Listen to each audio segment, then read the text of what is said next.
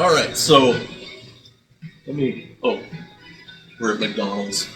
Do you have one in Jim? We are at McDonald's, and Okay. we haven't been here in a while. Yep. It's sad, but we're here nonetheless. The reason I had you bring this, your laptop or whatever that is, your tablet. Mm-hmm. Well, I was at a yard sale the other day and they had a really nice fishing pole. So I bought it. Yeah? I mean, you can't turn down a $2 fishing pole as nice as that's this a good one. deal. Oh yeah. So I was out in Murfreesboro and I was heading back and I thought, I'm not going to drive the same way. I'll just drive to Nathan and cut over, right? Uh-huh. So, I'm going along and I have been dreaming about that long hole of water on Fallen Creek, for years, wanting to try to find it again. Okay. It just amazes me. It just amazes me that back in the day I could drive up to, I'd know where I was at any time, even in dark. Just put me in there and I'll know. Yeah. I don't know crap now. But all roads head back to the same place. so I stopped at the Nathan store and I was talking to the lady there, and a guy walked in. I had asked her about Falling Creek and this long hole of water that Dad and I used to fish in. And she asked this guy when he comes in, he's like, I think I know where you're talking about. And so he gave me some instructions and everything. So I went to, I think it's Highway 369, goes to New Hope. And I got up, on the highway, I figured out, okay, this might be where I need to turn. But when I got home, I decided, okay, I'm going to check on maps, and look for this long hole. I think I found it, and that's why I wanted you to bring this so that we could do some searching. Some Googling. And speaking of Googling, this place had great, big, goggle-eyed perch. Oh, yeah? Mm-hmm. That's why we always went there. I don't remember this place. Well, it's on Weyerhaeuser land now. You went with Dad, right? Oh, yeah. And I used to go up there by myself and go fishing. Okay. Knew all that area. Don't know nothing now. I couldn't find you at Denver and Ridgel's place on my own. I literally have to take, grab cousin and say, come on, I'm taking you to the woods. Let's go. Well, Karen asked me a few months ago. She says, "Where's that family cemetery at? Awesome Falls?" I said, "Oh, I don't know." I said, "That's a Mary thing, or Diane thing, or Joe thing." Yeah, I know where it's at. Do you? Yeah. I said, "I don't know." It's the name of it. Like Western Star Cemetery. You're talking about where Joe Newton's at. Mm-hmm. Yeah. I think so, yeah. Yeah. Yeah. Yeah, last time I was there was when David was here. Remember that? Well, we went cemetery hopping. Yeah, then we went to that one. And, yeah, David was here and hell froze over. Pretty damn cool. David Green in Arkansas. I'm like, cemetery hopping. yeah. Oh, I'm visiting Mom, too, of course, but... So, Yeah. but anyhow, this week I plan on getting my fishing license. Mm-hmm. Let's memorialize that. He says he's going to get his fishing license. And what strikes me as odd is that he can buy it once and that's it. He don't have to do anything. Yeah, I know. But I want to. I guess my nostalgia is fishing the old fishing holes. Mm-hmm. Well, you know where they're at. I don't know where they're at. Well, I think I know where they're at. Well, all roads lead to the fishing hole.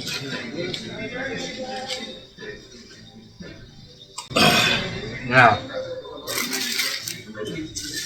well, have you recovered from your trip? Pretty much, yeah. Oh, okay. Yep. That's a lot of driving. I know, but I look at it this way. I don't know how many times I'm going to be able to do that, and I enjoy this country, except for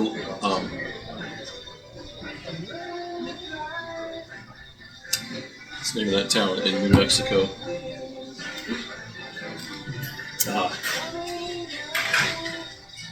Gallup.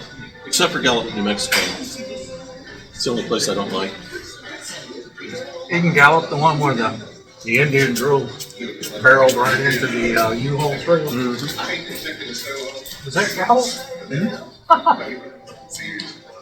Then the second time I went through there, Stardust. second time went through there, well, that I know of, was with Gary. We went out to Oregon together. Preston? Gary Preston? Okay. In that cool old Ford Fairlane 2-door hardtop. Oh God, that was a beautiful car. And we had a tire problem coming into Gallup. Mm-hmm. We stopped at the same gas station that we stopped with Mom and Dad when the U-Haul got battered. And these guys were still schmucks, And I'm like, I don't like this town. I'm sure it's all changed now. But Well, isn't Gallup inside the reservation? I believe right on the edge. Okay.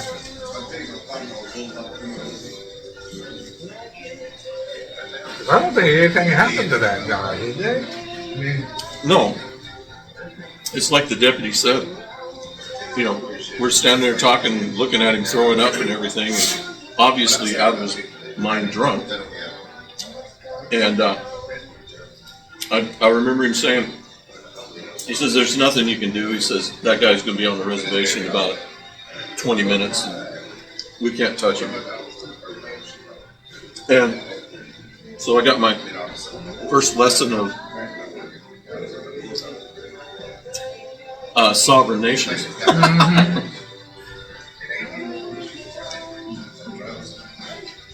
Yeah, I was too young to understand any of that. Yeah, well, I was too, but I do remember the conversation.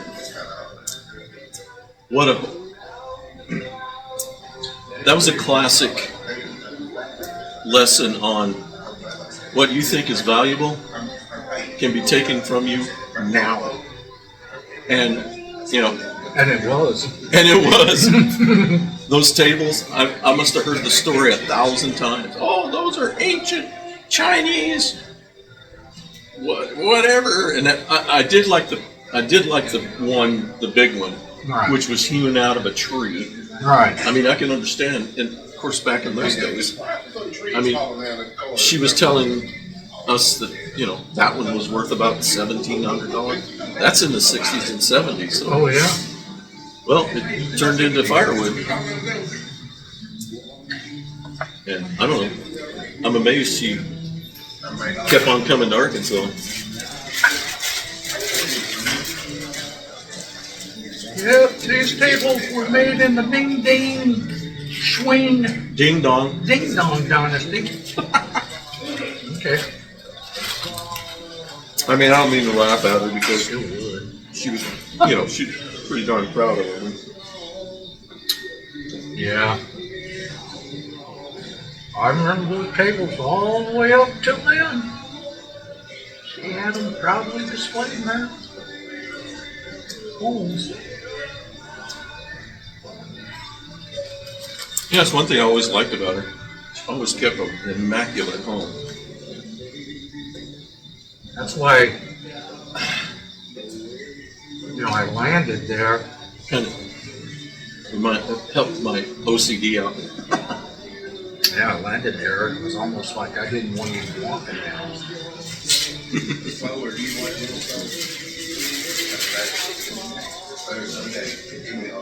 Yeah, she did something else. Yeah, nothing new going on in my world. Let me think. Yep, got nothing. Trying to get the Harmony Christmas program put together. Oh, cool. Well, I told you about buying that bush hog at auction. I have learned a few things. Okay. I ain't ever buying new farm equipment, or whatever you want to call it. Yeah, when you find it, it's usually because they're upgrading. There ain't nothing wrong with it. Yeah, I mean, I have taken that thing out, and it's like, makes me want to look at those trees. Maybe it'll take those down too. This thing is a Brutus, and I paid $250 for it. Yeah. I can dig it. Yeah. Yeah, this is one of those that. I mean, I really wanted the other one, the newer one, which was I'm sure a Brutus too. But there was no way to outbid the gentleman that was bidding on it. I mean, I already had it up to $2,100, and this was nice. This thing was worth $9,000, and I realized that that's going home to his place. So I just stopped there, and then I bought this. This guy's probably not a gentleman farmer like you. Oh no, he was a Mennonite gentleman. Okay. So he hard working farmer. I can promise that. So he's going to do all the families. That's just Probably. Yeah. But I mean, he knew that was a good piece of equipment. Right. Sure. And so I went for the consolation prize, and I don't feel bad at all. For $250, I got a machine that I needed for how long it grew up. The growth was on the place. So yeah, I got one. Well, I think it was the first day that I went down to the barn when you asked me to check on horsey horrors. I'm looking at this, I said, man, we need the bush hog around here. Oh, yeah. Yeah. And stop using that card. All right. Bye. She's like, well, I got this app, and I bought this stuff for Christmas, and it was, I guess, it's going to cycle every month to send you more than charge your card. I'm like, ugh. That's how Never auto pay. Yeah, that's how old people get caught. I mean, I know David's got it figured out. Pay cash. What? I said, I know David has this stuff figured out because he pays cash. I don't even know if he keeps his money in the bank anymore. But, this is a good time to pitch your wanting for a C note. You have to look at the camera and do it though. Because, another Benjamin from under your mattress would be just wonderful. We love you. Don't get us wrong, and you don't have to buy our love. We love you. But if you want to throw Benjamin in there, my dear brother, we will. I'm embarrassed to look at the camera. We will eat in your honor until the Benjamin expires. Yeah. And then we'll grovel for another one. Well, you could even send us, I don't know, five Jacksons. That'd be fine.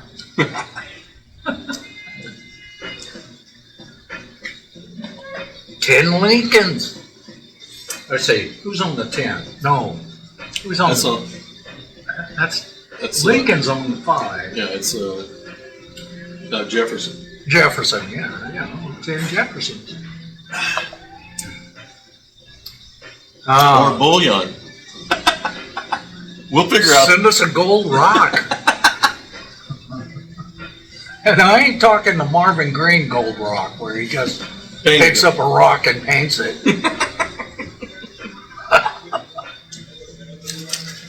Oh, You know, you know how Dad was. If you looked in his trunk, there were fishing poles and stuff. oh yeah. There was always a bucket, and gold pans. Now I remember going fishing with him, and fishing's no good, so we'd go up to Rock Creek and look for agates in the creek and stuff. Sure. And then forgot where we'd go for gold panning. It was somewhere below Scott Mountain or whatever mountain that was. I always thought it was Scott Mountain. I don't know if it is anymore. Oh, Outside of Glide there, yeah, yeah. the Eagle Rock is next to it. Mm-hmm. Yeah, I know where you're at. But the only gold we ever found was just color. You know, Right. when you get down to the iron sand, Mm-hmm. then you could see some color. No zingers, as David used to call them.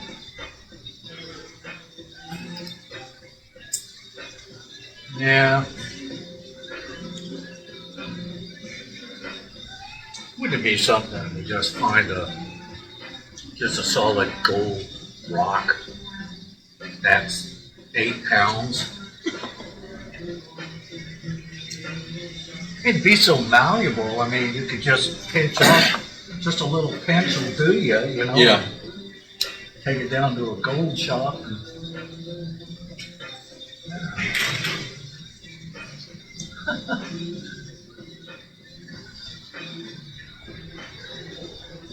I'm thinking about putting an ad in the paper. what you gonna buy? What you gonna sell? What you gonna advertise? I just want to put, I buy gold. Uh-huh. Why? Well, because it's a decent market. Yeah, gold's pretty high right now. Yeah. Yeah, you know, the one thing that piqued my interest is the fiat dollar not remaining as the reserve currency Yeah, I've read about that. on the market. I mean, Which is a bad mistake. well, what was a bad mistake was Nixon temporarily taking our currency off the gold standard to fund the resources for the Vietnam conflict. So, but, you know, it's like whenever something is temporarily, never comes back. It's temporarily, permanently gone. Oh well, we only have today. That's all we got. That's all we got. We got today. We might not even get up from this table. So funny, I went to my cardiologist the other day, and it was so cost prohibitive because of my insurance coverage. It had such a high deductible. I wasn't even aware of that until it was deployed.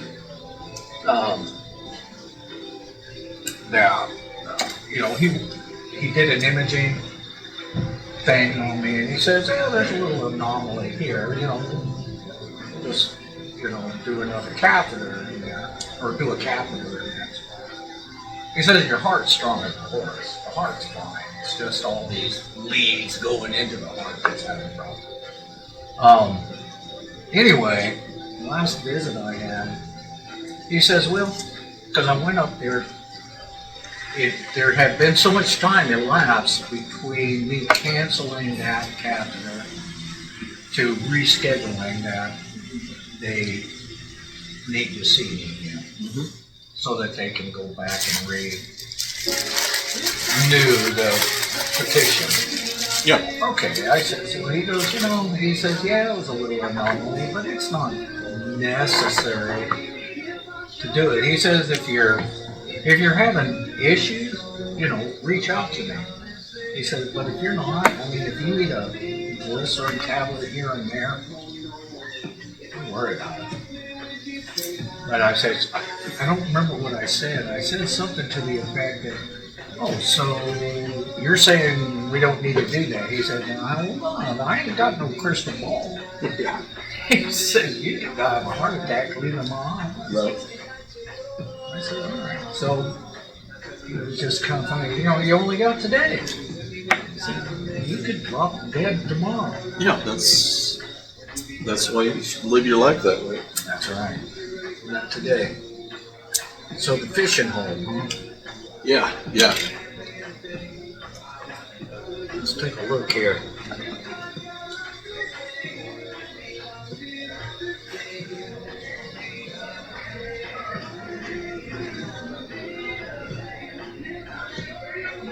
Google, or not Google, but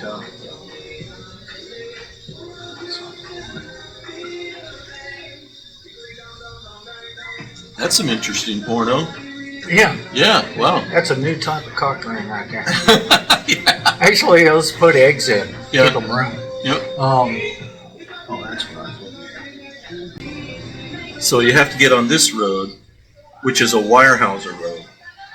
Oh, sure, okay. Yeah, you got to make sure the gate's open. Yeah, and it runs right by this pool of water. Stop touching everything. But, oh no, this is it. This is the, okay. and it's called Cornish Road. Yeah.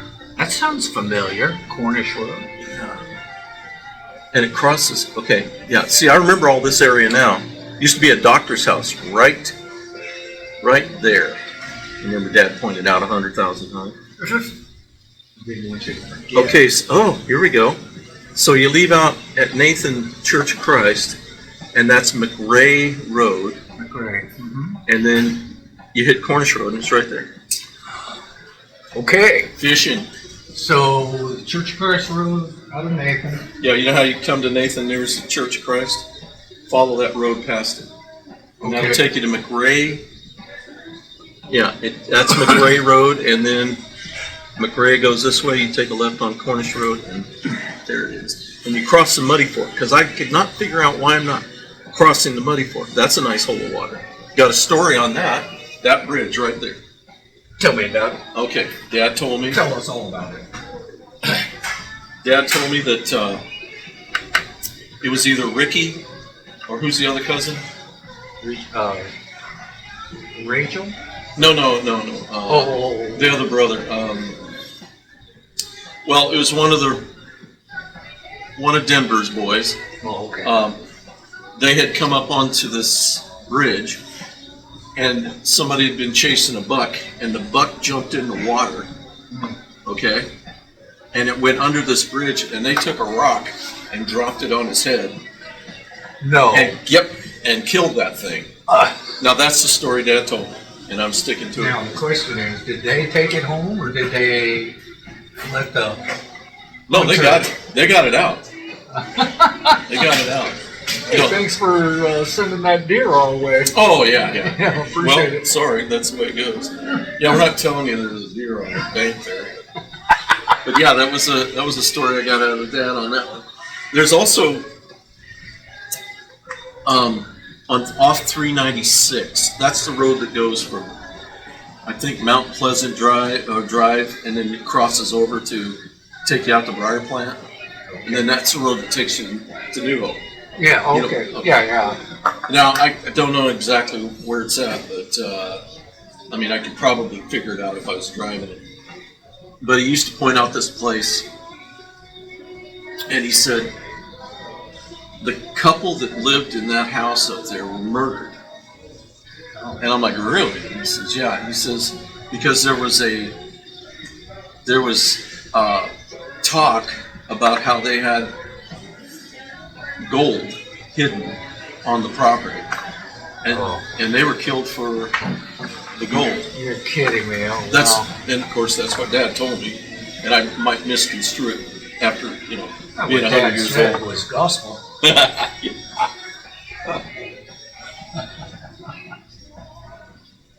Hmm. Well, So that's the long hole I've been dreaming of.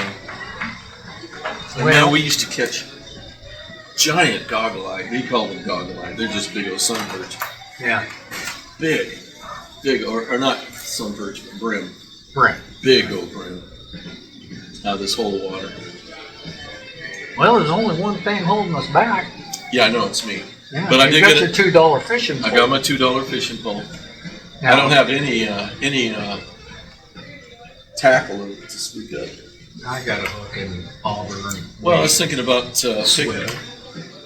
I've gone to yard sales and gone to auctions and stuff, and there'd be fishing gear, and I'll open up the box and it's like there is so much stuff in there. I have no idea. I bought one jig, and it's still in my little box. I said, you know what? I just put a piece of shrimp on. Well, I didn't tell you. Our refrigerator died. Yeah, you told me. No, I did tell you. Did Yes, you get one? I did. All right. We died. Okay. That's good. We died. I said, if I have an issue, I can walk down the street Yeah. instead of talking to someone in Calcutta. Anyway, Bangalore. Bangalore. Yeah, Yeah. and that's not Maine. No. No, I was, what was I? Yeah, I went off on the fridge. Oh, the bait I had, I bought shrimp. It was shrimp. Grab a handful of frozen shrimp, throw it on the ground, let it thaw out, throw it on the hook, call it good. Did they hit it pretty good? Eh, Yeah. the minnows do. Yeah. They feast on it. Ooh, look, buffet. Yeah. Think about it. The only time when we were kids that we used shrimp to fish was when we were on the coast, on the jetties. And trout likes shrimp. Well- I used to use shrimp to catch the rainbows off of Detroit Lake. So that worked good. Now it could have been just every time I went there, they were hankering for shrimp. Well, it's just bait. Some is better than others. And I bought a little jar of stink bait pellets. Yeah. I'd throw a few of those on there. They're going to hit something. Be a bare hook, and maybe someone will just swing by and, hey, what's that? Yeah. But if I need worms, now, if I let the leaves gather, and now the leaves off the oak tree is just falling off. Oh, yeah. I already cleaned off the driveway once, and it's like, that lasted a day. And, blow those leaves off. Man, I'd see night crawlers about that long Oh yeah. under those leaves. Yep. Hey, a good question for you. What is a good killer? We can't get DDT or good 7 dust these days. What's a good killer for fire ants? I use tempo on them. Tempo? Yeah. I just The powder or no liquid, Yeah, the liquid, okay. the concentrate, and I just literally spray enough that it gets deep into it. You're not going to kill them all. They're going to move over. That's going to happen. But it's a proven killer. I'm sure they use tempo in here. Right in front of my lap there is a big colony. Oh yeah. And I'm like, yeah. Yeah. It's either some of the stuff that's made for that, I'm sure it works fair, but the tempo, like I said, you're going to always have some that are going to just move the colony over. And Well, that's fine. Move it over by the burn pile and get you there. So, Yeah. but I've been using tempo on everything, for the house and stuff like that. Once I was told about that, and you know what I was told? Why I was told about it? It was in Minnesota.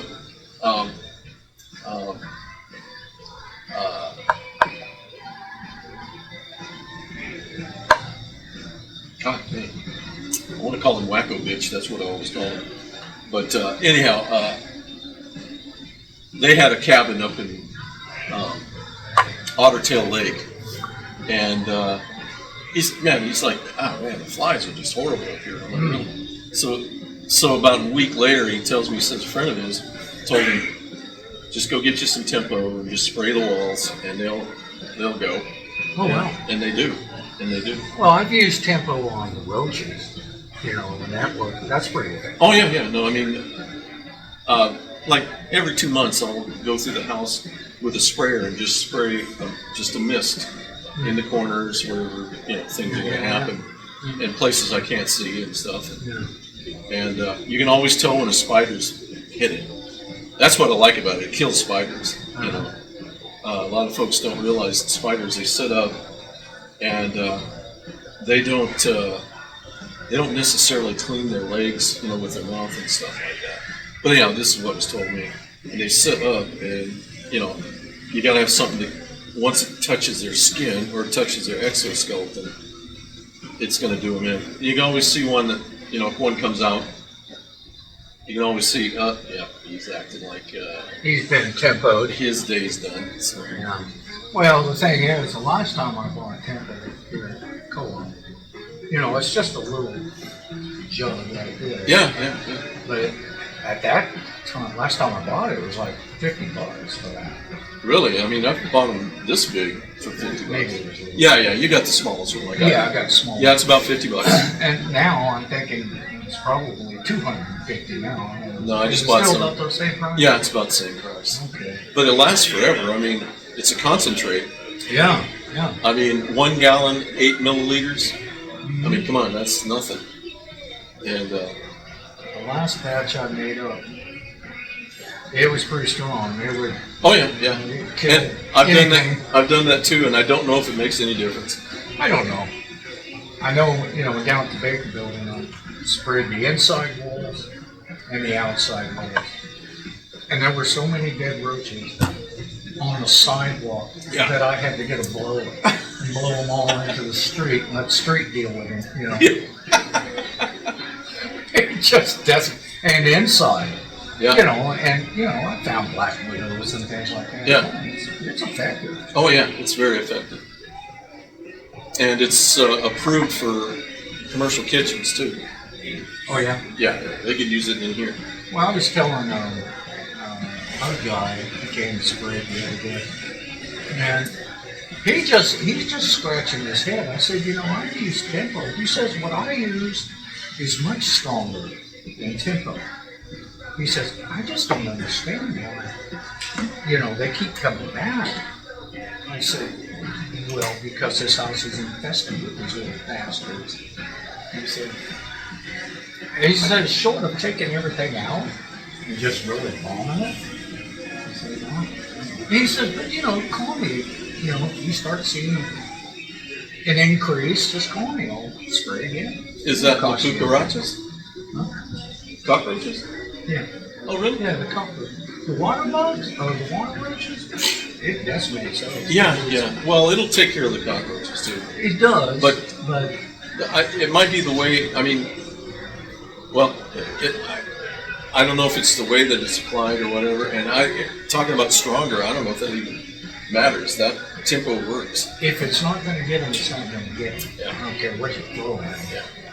So, but anyhow, that's what I use. Well, even on ants, I take them out there. And, what I do is, like an anthill will be like this. I will spray all around it, and then spray into it. Mm-hmm. And they're going to want to depart, right? Well, if they cross over that outer zone, they're going to die.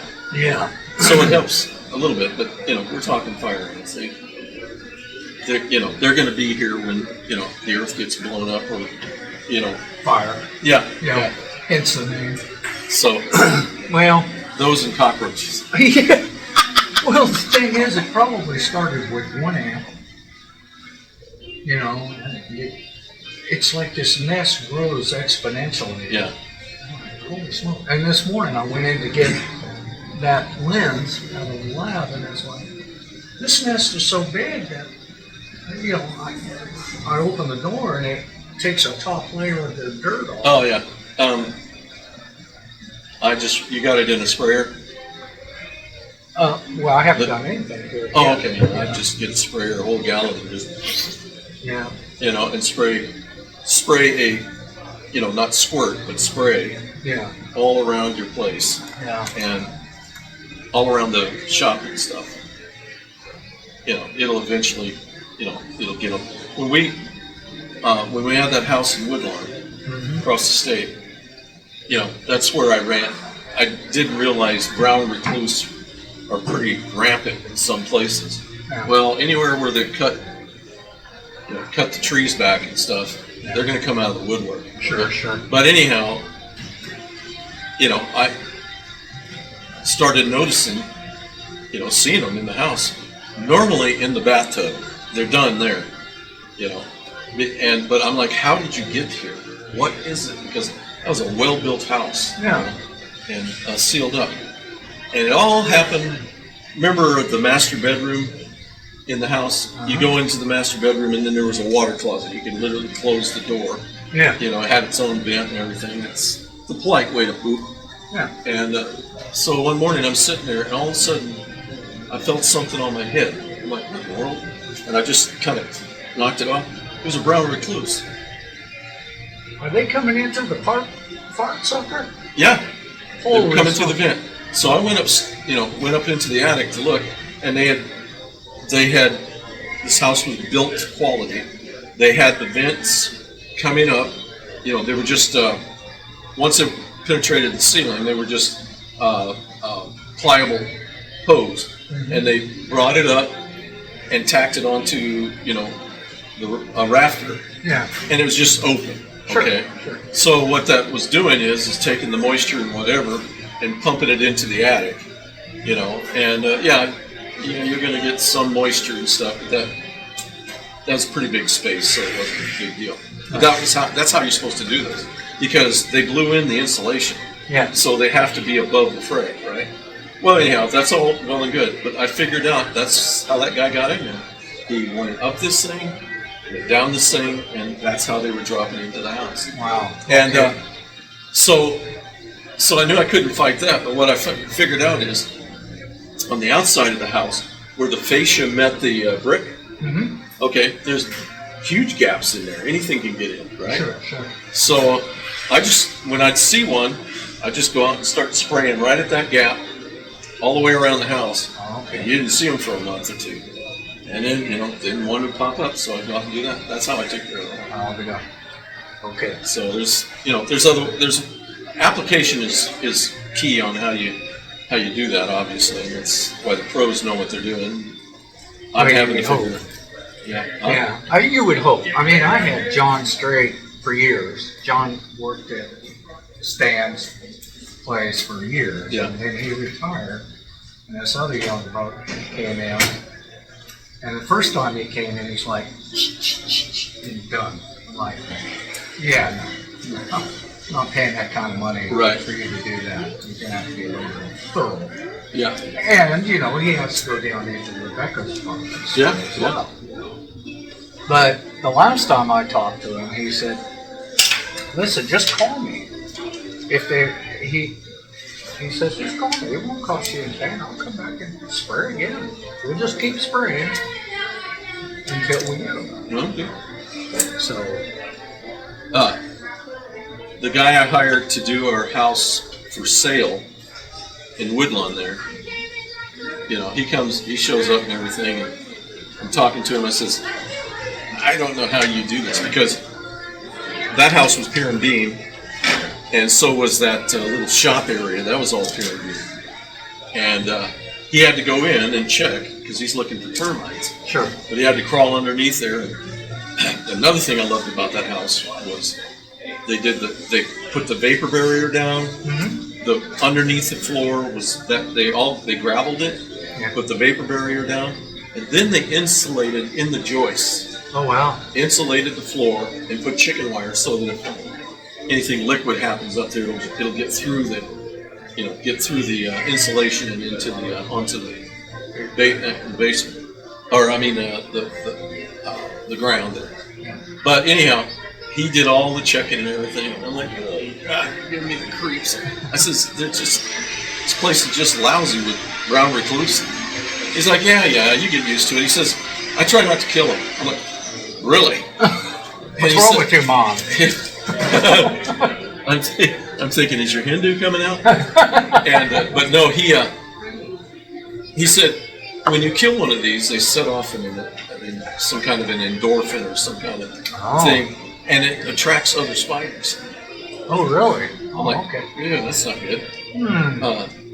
But anyhow, he went underneath that spare room and everything, and he comes back out and I'm talking. So that's why you had all those tumblers throughout the house, so you could just put a tumbler over that spider and let its endorphin stay in.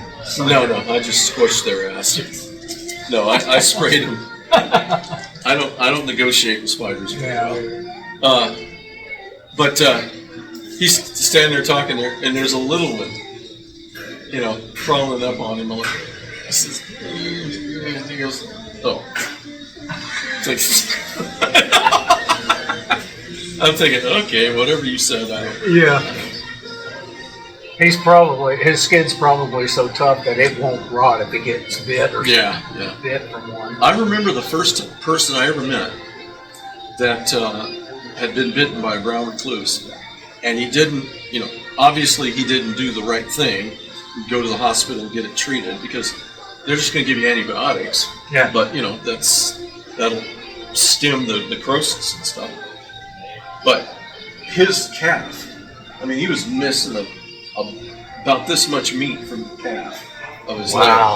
Yeah, and I'm like, just a big old hollowed out area, and I'm like, and he was one of our entomologists on the Air Force Base. What the hell? Yeah, I'm like, I guess you really got your scars. Well, I'm passionate about my discipline. But he told us, that he waited a little long to go to the hospital on it, and it must have got into a little better bloodstream and took it out. But the two entomologists at Goodfellow Air Force Base was awesome. Yeah. Because they would. One of my staff, he was into collecting bugs. He liked to collect them for people to come into the safety office and see them. And he had Trophy case. Yeah, candy jars full of all kinds of. I'm like, oh my gosh, what, I don't know if this is legal. He says, no, they told me what to do and everything. I'm like, I still don't know if it's legal. Come into a safety office and see all these bugs. But I came in one morning, he says, oh, Joe, you got to see this. I'm like, what is it? A friend of mine caught this down south by the border, and he called it an El Paso centipede, okay? This thing was this long, and its legs are hanging out like this, just a monster. And it's in this jar and everything, so check this out. And he goes out and he somehow catches a moth, right? Comes in, opens up the lid, and I'm like standing back, and he goes, watch this, and he drops it down there. That thing caught that moth. Well, it has a million legs. Yeah, it caught the moth and immediately started. Oh my God. He goes, listen. I'm like, oh my God. Listen to that. That's music to my ears as a bug guy. Oh, jeez. That's the same guy I told you that told me offhand that he had a fear of flying. The same guy. Yeah, okay. and I don't, I'm like, you were a crew chief on the 130 for the majority of your career. So I just dismissed it, but it all came to light when we made that trip out to Pensacola. And,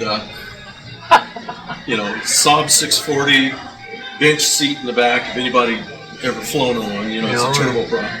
And it's got the bench seat. He always got the bench seat. We're taxiing out to take off, and we'd been talking and gabbing and stuff, and he never responded to me. And I look back, and he's like this, holding the seat. I'm like, what's wrong with you? I said, I told you I don't like flying. Oh, jeez. Being a crew chief for years. Yeah. And he told me how he got past that. And everybody knew. And he said I kept Dramamine in business. Quite a character. Introduced me to my first bowl peanuts.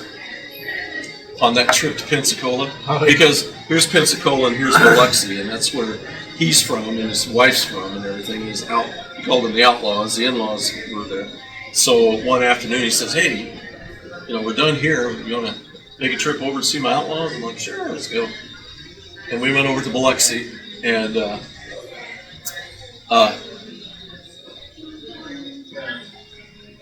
that's the only time I gambled in there, in Biloxi. If you go to Biloxi, the Imperial Palace, I think it's called the Imperial Palace, it belonged to a guy named Ralph Engelstad, who was a University of North Dakota alum, okay? And he got into casinos. He had one in Vegas, and then he built this one in Biloxi, and he had a couple others someplace else. But anyhow, the law there, the limit of a building, you could only go to like 11 stories, I believe it was, Okay. or 12. And so, yeah, okay, fine. And so they built this thing. It has 13 stories. And it's almost like it's one of those, it's better to ask for forgiveness than to, ask for permission. And, guy comes to do some inspections. They're like, 1, 2, 3, 4. Hey, you have one extra, floor up there. Oh, I do? Oh, that was supposed to be underground. Oh, yeah. But anyhow, I went in there and I stuck a quarter into a machine. I told him, I said, I got to do this. I stuck a quarter in the machine, won $5, and I left. And I said, thank you, Ralph. And but anyhow, bowl peanuts. We went over to Biloxi, met his parent or his in-laws, and I know I've told this story before. When the wife came in, she was just bitching and moaning, and so Greg goes, "Well, what's the problem?" "Oh, I went down to the dock to buy some shrimp." "Yeah, and they've raised the price. It's now $3 a pound." And I'm thinking, what? $8 a pound. $3 or $2.98 or something like that. I'm looking at him like, are you kidding? Really? And $30 a pound here. she's used to like 60 cents. Oh, And I'm like, well, that is a significant increase. well, yeah. So, and I mean, I'm like, even then, I mean, they were like $5 a pound in Texas. So, but anyhow, we were heading back, and he says, "Oh, you want some bowl peanuts?" And I'm like, "What are bowl peanuts?" He goes, "Oh, I forget, boiled peanuts." And I went, "Yeah, okay." You're kidding. Yeah. Got me, Boiled that peanuts. heavy Mississippi accent. And I'm like, "Sure, let's give it a try." And I'm like, I got a bag, he got a bag. It was just a stand on the side of the road. And I'm like, what are, they're just slimy and weird. "Oh, yeah," he breaks one open. "Oh, man, I love it." I'm like, tried them, like, they taste like pinto beans. I just went, I don't know what that is. Yeah, take mine. So, but Get on over here, I'm going to get a Kit Kat. But we went to eat at a restaurant of their choosing. And oh my goodness, all we did was order just a big pile of shrimp. Yeah. And just peel them and eat them. Oh, God, that was good. gosh. It's in Mississippi. Yeah. Yeah, we were in Pensacola. We had a building that it was a school, and it supported the SEAL school. Oh, okay. And because that's Pensacola is where that's at. Yeah. And language and I don't know. There had to have been some kind of intel, but language and intel. And it was the Navy part of us. Goodfellow is an intel school, okay? And even though it's Air Force, it's everybody's there. I called it a purple base because, everybody was there. Marines, Army, Navy, Air Force, and, British and whatever other ally, was there. So, pretty interesting place. I'm glad I went. Went there. Liz didn't like it. Well, it probably wasn't much for her to do. Well, she was a nurse, and she was an LPN nurse, okay, at that time.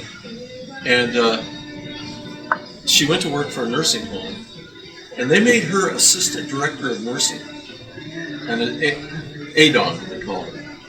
She comes home. She says, "Yeah, they just the job is a ADON." I'm like, "What do you mean an ADON? That's a registered nurse position." She says, "Not here." And what she did was she took care of what was called the Texas Tiles. It was the pay system, for nursing homes in Texas. So she took care of that's all she did was paperwork, basically. So, yeah, she hated it.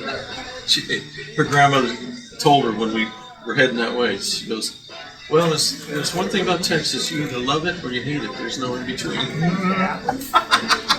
It's either black or white. And see, I loved it, but I had good connections, Right. Liz had the healthcare system, which is just to eat you alive if you don't watch it. Me, I'm like meeting ranchers. "Oh, how many acres do you have?" "I don't know, 40,000, I guess." One guy I really loved, he had 4,000 acres. 4,000 acres. And I'm like, "How do you pay taxes on this?" 6 cows. That'll cover it. 6 cows. That's 6 all you cows. need. That's all you need. I'm like, "Really?" Well, 4,000 acres, you're going to need that just to handle 6 cows. I know, especially out in West Texas. Yeah. Yeah. But very interesting character. He was in a car crash, so he was paraplegic. But that didn't hurt the rest of him. And he was telling us a story about how the Air Force was doing some kind of maneuvers with 130s, right? Mm-hmm. And they were flying low across the, nap of the earth kind of stuff. Right, sure. And so flying low, and he said they come across our house about 3 times with airplanes. And he said, I called Goodfellow and said, "Hey, these guys are, and it was scaring the cows and stuff like that." He's like, he told them, he said, "I told them that if you don't stop them from doing this, you're going to find some buckshot in one of these planes." And they're like, Thank you, Chair. "You can't do that." And he goes, "Yeah, well, make sure you check your planes." And he would have done it. I can probably, that's the kind of guy he was. And another guy told him, "Well, they're not flying that low." He says, "Yeah, check your planes." Yeah. And sure enough, they diverted from his property. Yeah. He's a pretty cool dude. His money was in hunting. That's really where the money was after. Yeah. I asked, "What does it cost to hunt on any places?" He says, "It's $600 a gun, and then it's $100 for each point you take." And that's cheap. Wow. Yeah. I mean, people talk about, "Well, King Ranch, look." Yeah, they come pick you up in, light Range Rovers, and they have your own chef to your bungalow or whatever. That's why you're paying $200,000 to shoot a trophy deer. Yeah. The trophy deer that's been tied up. No, they do. They round them up and actually give them shots and everything. It's considered theirs, so that's the way it is. I learned a lot down there. While I was there, they had passed a law, just before I left, they had passed a law that trespassing was a Class C felony. Okay? Oh no, it was a first-degree misdemeanor, the top of the misdemeanor chain. Right. And then poaching was a Class C felony. Okay? Go to jail for shooting a deer. And talked to a state trooper friend of mine down there, and he said, "You hit a deer on the highway here, just leave it. This isn't like Arkansas and other places you've lived where you just pick it up, take it home, and make sausage out of it." He says, "You touch that deer, that's considered poaching." I'm like, "Oh my God." Yeah, because it could, that deer could have been on someone's property. Yeah, but here's the other thing. And that becomes their property. And I watched this happen. You should have seen the migration from the base of all these guys, that lived around there. A little message went out that there was a exotic that got at any animal that's not, considered natural Texas or whatever is a exotic, like elk and whatever. I don't know if moose can survive down there. But anyhow, this elk got out. And I'm telling you, man, everybody's out to get that because it's legal to shoot. You can shoot anytime you want. You know, as long as it's outside of someone's property. That's exactly right. And I'm like, you have got to be, because I'm like, what is going on around here? Oh yeah, these guys are going to go out and try to get that elk, you know, and all these people. And he says, yeah, it's going to be a real cluster. And so I got told what the deal was about exotics. I'm like, holy moly! Did anybody get it? I don't know. Yeah, I have no idea. I was a little bummed because, you know, when I was first considering the job, I, you know, looked it up, you know. And, at first, the reason I was really thinking it was going to be a cool assignment was I thought it was in San Marcos, not San Angelo. Starting different, huh? Yeah, ooh, huge, monster. And but then I thought, well, okay, well, you know, I'm doing this guy is solid. You know, I know what it was. No one else would take it. I met this guy at a conference, safety conference in Atlanta, and he was AETC, Air Education Training Command's top safety guy, right? Yeah. And so, you know, I was talking to him and everything. At that time, I was still at Grand Forks. And I said, so you're in Texas, right? He says, I go, you know, I tried to get a job at Luke Air Force Base. This guy that was there, you know, wanted to go to Little Rock. I wanted to go to Little Rock, but I couldn't get it cinched down because this guy decided he wanted to go to Little Rock. And he even told me when I was at Luke for his classes, you know, he said that, you know, you should really look into this.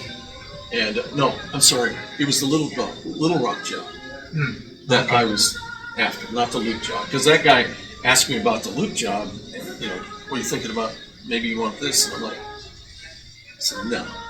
I says, you know, 2 F-16s take off, and I'm like, I can hear those guys yelling, yeah, because it's all students, you know. And I'm like, I'll stick with my docile KC-135 cows. And but I was really trying to get that Little Rock job. I thought I had it, okay? Yeah. You know, I talked to the chief of safety and everything, and something cut him off. The next time I talked to him, because the first time I talked to him, he's like, well, why aren't you here now? I need you now. You know, I'm like, well, I'd love to. We got things to take care of. Right. Next time I talked to him, he says, yeah, we got a guy out in Arizona that is wanting to take this job, and I was told to basically let him have it. And I'm like, and I knew exactly who he was talking about. Oh, son of a bitch. And so he took that job. But anyhow, that leads to the story in Atlanta where I was talking to this guy. I said, man, I was really wanting that Little Rock job. He goes, that was you? And I'm like, yeah, that was me. He says, oh, man, I'd love to have you at Little Rock because that guy ain't working out. Oh, wow. Yeah, he got out there.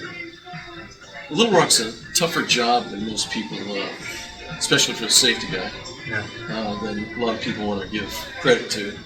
And so, long story short, you know, he did that thing, and then this guy calls me one day and says, man, I really need you in San Angelo. And I'm like, well, let me think about it. And I'm thinking San Marcos.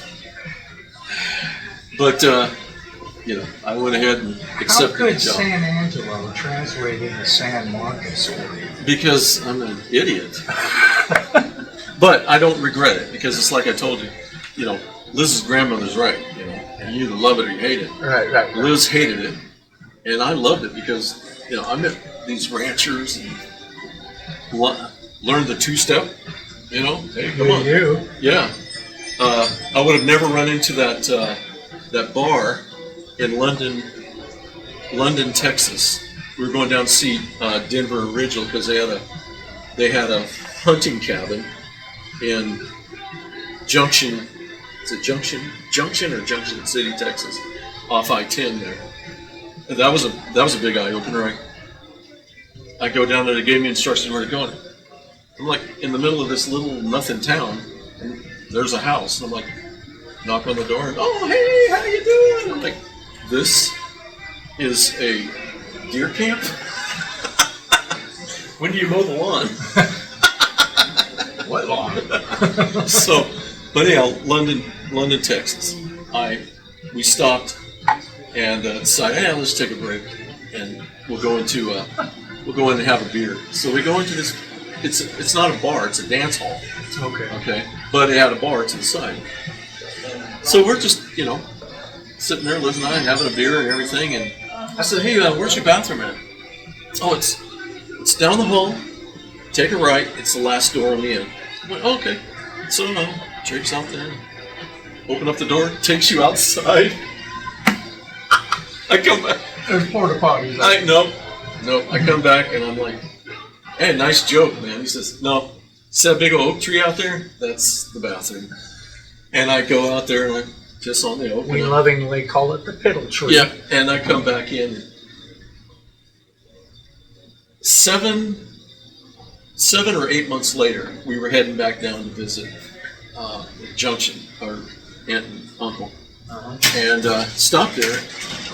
And I noticed the tree was gone.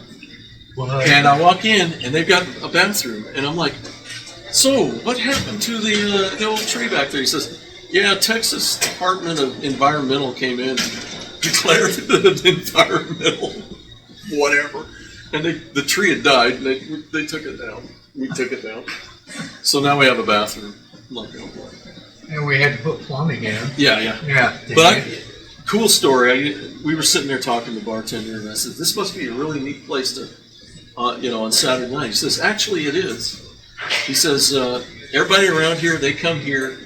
It's potluck. They bring in, food and stuff, and they just dance all night. And kids sleep on the tables, and I'm like, that is a cool story. That is a cool story. That's deep down Texas, Wow. West Texas. That's a heck of a community. Yeah. And the weird thing about it, you go through London, there's a gas station that's no more. I mean, it might be there now, but not then. That was done. There was a little art gallery. We're looking for. It was a fencing place. It was a little hippie looking art gallery, and then there was the dance hall, and that was London, London, Texas. No Dollar General. Well, probably is now. Those things are anywhere they can put them. Smart move. I love that name. Next Dollar General, 6 miles. Oh, jeez. But I enjoyed it. I enjoyed the people. But you know me, I can talk to a rock and get a response. Well, and the thing is that, small community, we grew up with small communities. Yeah. And until, we got in our adult lives. Yeah. City life. Yeah. That's what attracted me to come back down here, is small community. I don't care about the politics or anything like that. It's just a small community. I miss that. I really did. Because living in Oregon and working in the cities and all that stuff, it just burned me out. It really burned me out. I miss St. Paul. I miss Minnesota. I miss the conveniences. I miss the restaurants. I miss the conveniences. Yeah, well, and to be fair, I mean, there is culture there that was very enticing, but it was there was no slowing down. Yeah. It was always just and I hit the remember ground running. if I wanted to hear the ocean, all I had to do was step out in front of the house, and 5 blocks away is Interstate 35. And it always sounded like the ocean. Cars going by. I said, there you go. There's the ocean. Since I got this, we could go online and get your fishing license. No. I will get my fishing license. Yeah. He ain't ever getting his fishing license. It's like the games we play. We play, Karen and I at supper, there's like 3-4 games that we play together.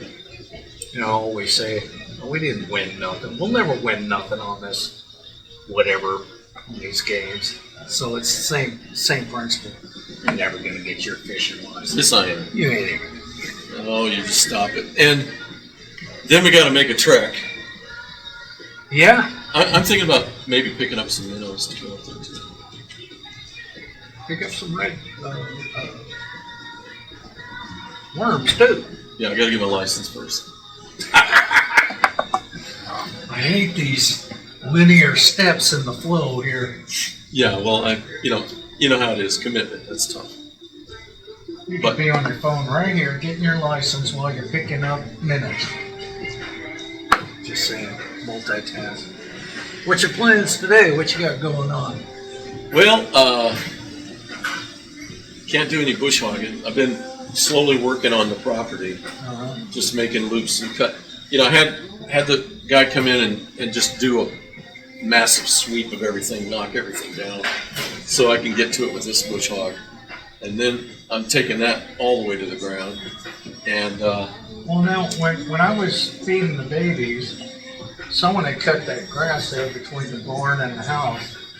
Did they bale that up? Yeah, that's the They neighbor. did bale it up. That's the neighbor. Yeah. He's been. You did it quick too, because a couple days down the road, it's like it's all cleaned up now. Yeah. Well, and I've had these agreements with him. It's like, just take the hay. I don't have to bush hog. Okay, that's fine. I'm not going to worry about it. The guy down the road, though, he really disappointed me. He was taking the hay. I didn't have any problem. I would skirt the edges and get it cleaned up and everything. And then my tractor died, and took a while to get it fixed. And grew up pretty good. But he missed. Last year he did one cutting. He didn't do the second cutting. This year he didn't do any cutting. And I called him. I even went into his place of business. Oh yeah, I'm going to get to that. Never got to it. And I'm like, well, you never will. That's like the other neighbor next door. I asked him. I told him. I says, hey, if you'd like, when your cows have cleaned out your field, you're welcome to run them on my place and clean out my field. That's why you see fields. They got cows, man. That really keeps things clean. He's like, oh yeah, I'll do that. I'll open up the gate.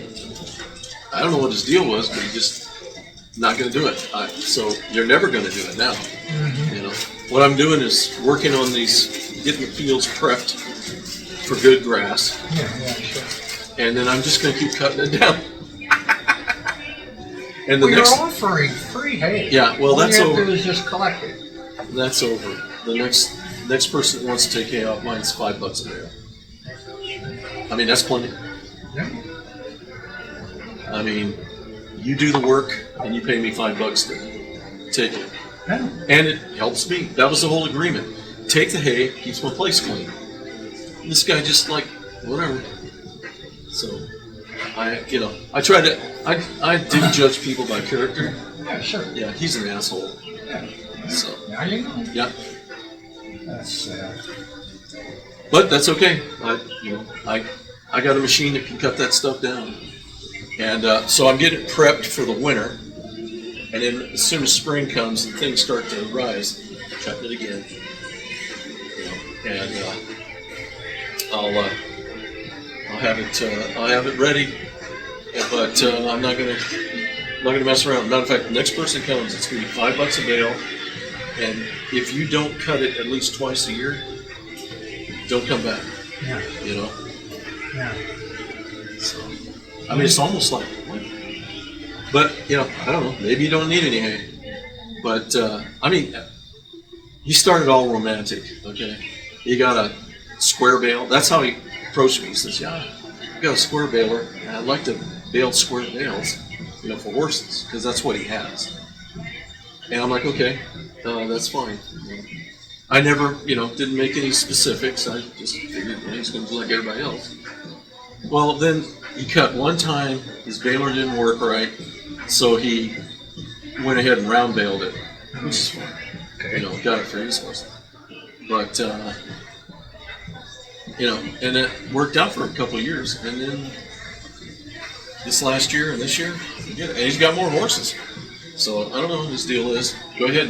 He got rid of all of his equipment too, because he told me, he says, well, I'm just going to basically buy hay. And I'm like, okay, well,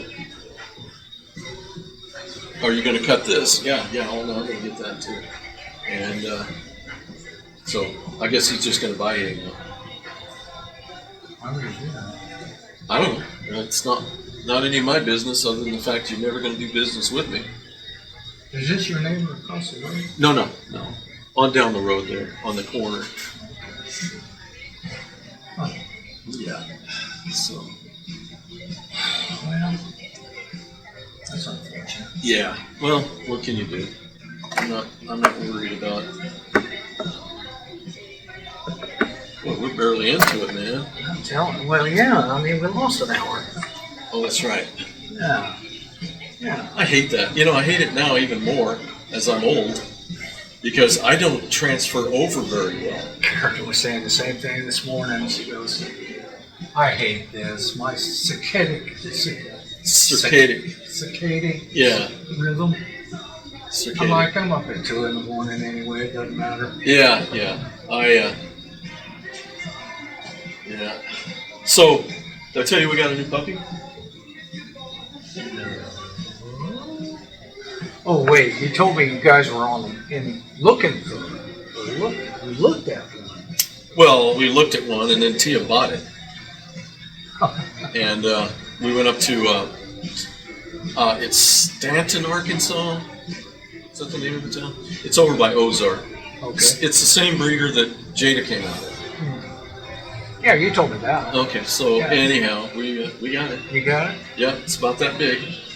It's a little brown fluff ball running around. And it's already taken over. Lynn and Retta, they had a little Yorkie and passed away. And they bought a new Yorkie and named her Sophie. And I'm like, couldn't have picked a better name because my Sophie is a golden princess. But this thing is that big. It's just a little ball of fur. Yep. That's right. Yeah. So you got it. What's her name? Molly. Molly. Molly Coco. That's how she was advertised as Coco. It was just like, it's a sign from God. Oh Lord. I'm so in pain, and I just happened to be looking, and they've got a Coco. Break out the BA card. We're getting that bad boy. I'm like, oh boy. Well, sleep with you? No, we're killing it. Kelly? Yeah, we're crating it at night, and she does really well. Okay. So at first night, yeah, we had her, and we got a little thing she could do. She did fine, but she was scared to death about everything. Sure. But Don't know anything. yeah, but and then I think the second night we did, but the third night I'm like, yeah, we got to get started on that. And of course, she whined and whimpered for a little while. She went to sleep, and it's kind of fun. If I need to get her tired so she'll nap and leave me alone, I just take her for walks in the yard. The grass is so, I cut it high, and it's like, That's just mean. no, it's a That's good just workout. mean. I don't need her to be a little fatty patty.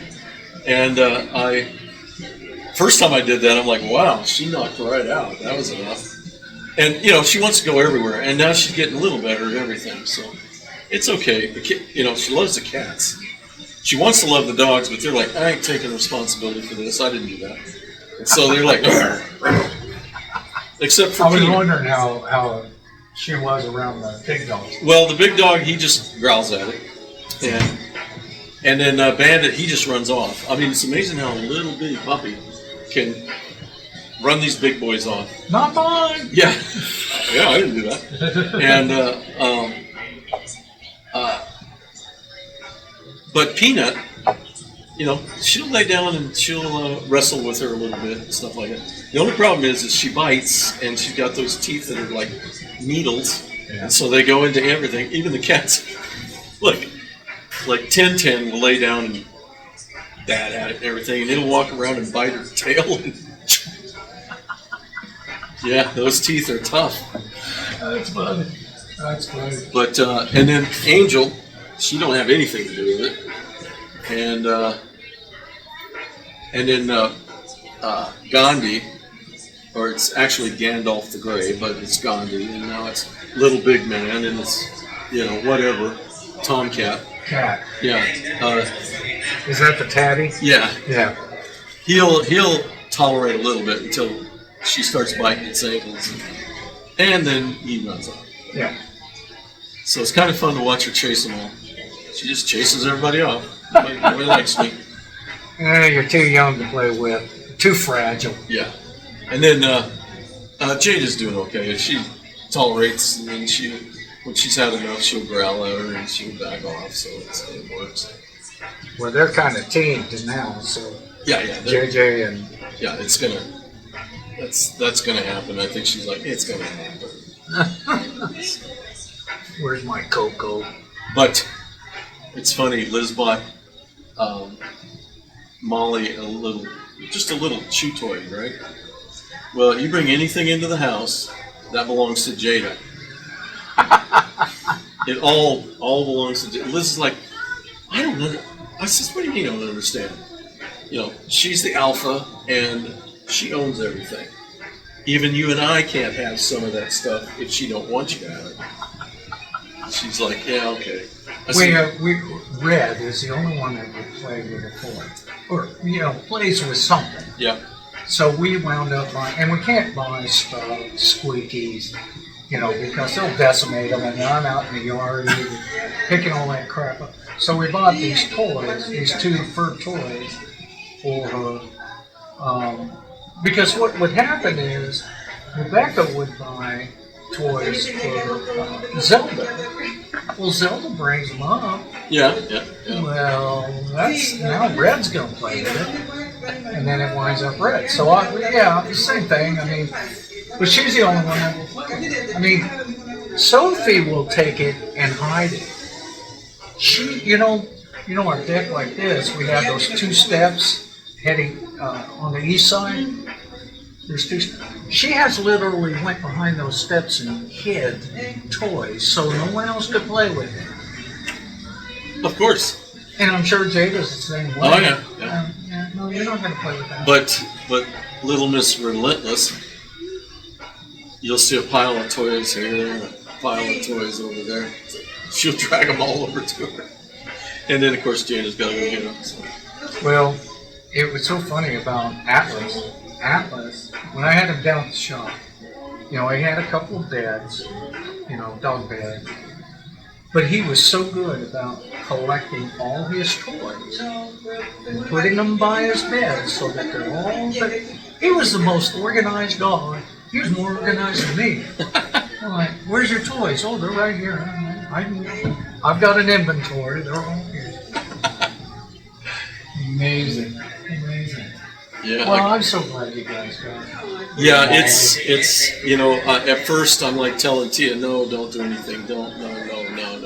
And then I thought, what am I, an idiot? If anything happens to us, Tia's going to get the pups anyhow. So I'm not worried about that. But the second thing is it just makes, it helps Liz a lot, And I told her, I says, hey, you're going to be getting up in the night and taking her outside. And she's really good about that. If she starts whining in her crate, you got to take her outside. She wants to go potty or poop. And, that might be 2:30 in the morning. Liz gets up and does it. Yeah, that little whine wakes her right up. Mom instinct. Me, I sleep right through it. Well, I have a couple of times. Like, what do you mean you got up? Now, if Jada jumps off the bed, it wakes me right up. And so if she jumps off the bed, you got to get her outside. Blue has got Karen trained so well that she'll start this little whimpering. I don't hear it. And Karen will automatically get up, go outside. Blue and red will go outside. Once in a while, maybe something, but blue and red will go outside. She'll sit out there and have a cigarette and come back in. But she's got her so trained to do that. And that's the way it's supposed to be. They have to train us. And she told me this morning, she says, the dog suffocated me because we got blue, here's blue on the edge of the bed, here's Karen, here's Sophie, here's me, here's red, here's Atlas. Atlas usually sleeps up next to me on the head. But that Thunbird hit last night. Our dog is so gun shy that they just suffocated. They just sealed themselves against her face. And she says, I couldn't move, I couldn't breathe. I said, oh, I had no problem. Oh, that's good. Yeah. They sure do. You know, we train them right where they want us. Oh, absolutely. Yeah. I mean, I'll sit in the chair and pull the thing up. The legs will be spread. Up comes Jada. Got me right where she wants me. Don't move. Stay right here. I need to sleep. Yeah. See, and I used to do say, Atlas has gotten to a world where he can't jump up on there anymore. So he'll put his paws on the ottoman. Look at me. Bring the ottoman down, scoop him up, put him up on the lap. But yeah, and then he just falls asleep. No, that's a good thing, though. It is. That is a good thing. You know, I told Karen, I says, once these critters die, I don't want any more dogs. Yeah, you will. I'll find one by a dumpster. I know. I mean, I've kind of given that up, and I just know that it's really helped Liz recover over Coco. Yeah, sure. I mean, we've had her cremated. We have a little box with her memorial kind of thing Liz has set up. You know, not a memorial, but it's just her picture with it. A little shrine. Yeah, a little thing. Say, you know, touch the box. Miss you, girl. Miss you, girl. That kind of thing. Helps to ease out of that. Understandable. You know, and then little brown poof. She has gotten now where she really goes, Now, oh. is she same color or is Yeah, she's brown. color? Yeah. Brown. She's got a little goatee right here, white goatee. It's pretty cool. No, I mean, that's all good. You know, Yeah. that's all good. Yeah. I've been giving our dogs, I've been buying those loaves. Yeah, you told Meat me. loaves. Yeah. They seem to be working pretty good. You know, it stretches out their kibbles. Sure, yeah. You know, so that's been good. Well, I told you about my gravy, right? Yeah. Yeah. Everybody's addicted to it now. You know, even the little one, I put a little teaspoon in here, it's like, you know, not realizing that you're eating zucchini and carrots and whatever other thing I threw in, because I'm getting rid of. Well, I think I've got it all now, but I got rid of some soup base that I made 2 years ago. You know, all plans of making soup with it. You know, and you just warm that up and add whatever you want to it. Well, okay, made too much obviously, and so I've been taking that. I'll go to Walmart and look for their roasted chicken. Oh, yeah. You know what I'm talking about? Rotisseries? Yeah, they'll have them in the bags and stuff. Well, I look to see when they've written them down to $2. Yeah. And I'll buy 2 or 3 of those, stick them in the freezer. But what I do is I'll unthaw one, take the rest off, and then I'll stick it in the Instant Pot with some water and cook the living crap out of it. And make How long do gravy you out of usually cook them for? it. About 2 hours, because literally the bones will pulverize. You know, there's no shards or anything to worry about. Now, how much water do you use? Well, I always put about, I'd say about 2 cups. Okay. You got to have some kind of water in there to you know, and there's going to be water out of the chicken too. Sure. But yeah, what I do is I just lay it open, and let it cook. When I get done, pull it out, add some more water, and then add some of the chicken. Because what I do with the chicken is basically, piece it up and then put it in a bag, and then I'll serve that out over time. Oh, okay. So Okay. so it works good. I mean, and then I make gravy out of the liquid and pour that on the kibbles and everything else. Like I said, the little pup, we've got puppy food for and everything. And I put just a teaspoon, maybe 2, in there, and she likes that.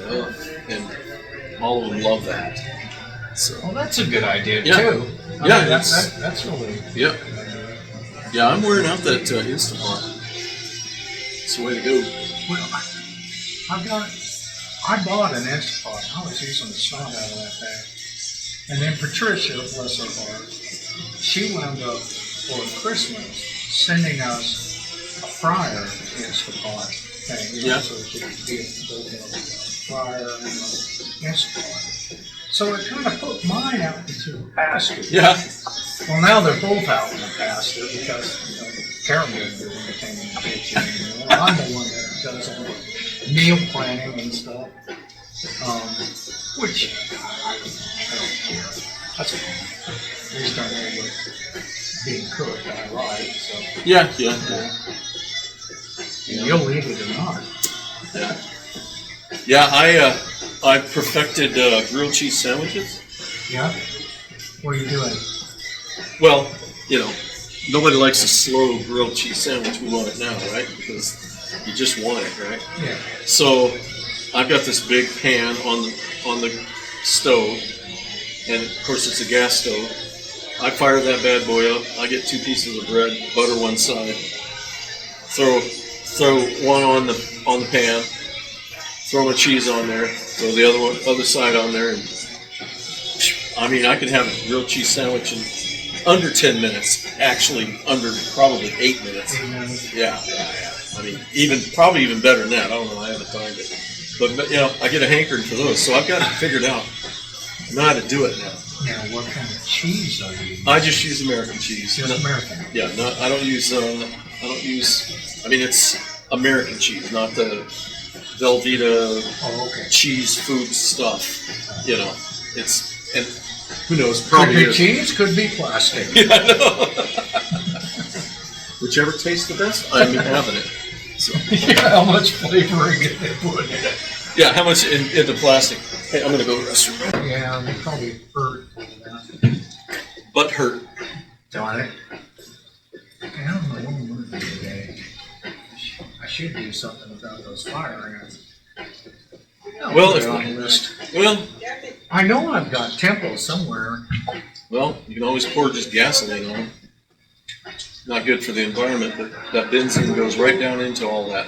I didn't think about that. Well, what I should do is, shovel away the top layer and then. Yeah, all that is dirt. That's Yeah. the stuff they removed. They're all down inside the cracks. I'm afraid they're gonna burrow up underneath my concrete slab. Well, they're only going to go so far. And And then I'm gonna have 1,700 trillion ants down there and 12 acres of colony. And then it's gonna turn into Them. Remember that movie? Oh, The movie Them with the ants. with the ants. Do you remember the sound? That. Oh yeah, who came up with all that stuff? It was Yeah. clever. Yeah, I know. It's like the spider sounds. You always hear the same spider sounds. There's some things in movies and shows that, come on. Every time you see, Talk about regurgitating sounds. every time you see a dog, if you're watching a show and all of a sudden a dog appears, guess what? You hear a bark. Yeah. Now, I own dogs. My dogs don't bark just because they show up, but it's almost like you have to reinforce the fact that there's a dog on the scene. Let us call your attention to the scene. Oh, by the way, there's a dog. Yeah. Bark. It might be just one bark. And you've heard that same bark on this movie. Yeah. Yeah. It's almost Pavlov's dog. It barks and you slobber. Sure. Yeah, yeah. That's pretty.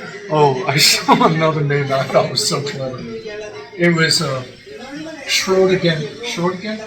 Schrodinger's cat. The cat. Yeah. Schrodinger's cat. Well, he died. And there's a guy going, is he really dead? And the cat's scared or not. That's exactly. That's what you're supposed to think. Yeah, that's funny.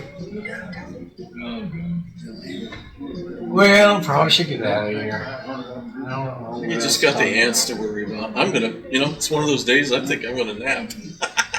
I was up at close to 3 o'clock this morning. Well, and it's that time change. Like I said, I don't do it as well as I used to. But back then, you had bills to pay and mouths to feed, and you didn't. You just went. You just did it. You sucked it up and did it. Yeah. Well, it's and we're not as malleable as we used to be. So this time adjustment, it's like trying to get the crust off of me to try and move. As soon as I get my license, I will hail you. And I think maybe we should, if nothing else, just make a drive up there. I'm game. Let's do that. We'll just grab my truck and haul up there. Yeah, your truck, or I'll grab the van or whatever. Well, it doesn't matter to me. Yeah. Well, now that I see that it's what road it's off of, Yeah. Even that's not a guarantee. We could get lost even with that. I'm telling you, man. Just hit a road, and which direction do you want to go? We want to head south. Okay, that'll get us to Nashville. Well, yeah, you're not really lost. Yeah. I remember when we moved down here in '72, and Dad is driving us around. It happened to be that day. He said, pulls over, walks over to this tree, grabs some branches, nips off these little pieces. He says, this is a black gum tree.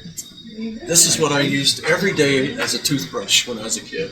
And he's, see, that's what I used to do. Look at the bristles. I'm like, impressive. Dad was so excited to show us kids. Oh, yeah. All his stomping ground. Yeah. But what got me was, especially on that trip, he's like, man, I don't know what anything is anymore, Yeah. And I'm the same way. Come down here and I'm like, I used to know Nathan area by the back of my hand. Not anymore. Same here. I can't find anything. Same here. I came down here, I'm going, no, I don't know. Yeah. Because the gravel roads are now paved, and that threw me off. Yeah. Yeah. At least I knew where the old Phil Waters place was. But at Phil Waters' place, the Morrises lived right here. Yeah. And remember they had that gravel road that went over to Tim Curry's up house. to, remember Tim Curry? Yeah. Yeah, I went to Curry's house. Well, and that went on out to the highway. And then it connected up over to the general store. Yep, that's right. Out there on Locksburg Highway. I took it from the other way. They've got so many other gravel roads out there that I got lost. I had to turn around a couple of times. I don't know where the hell I am.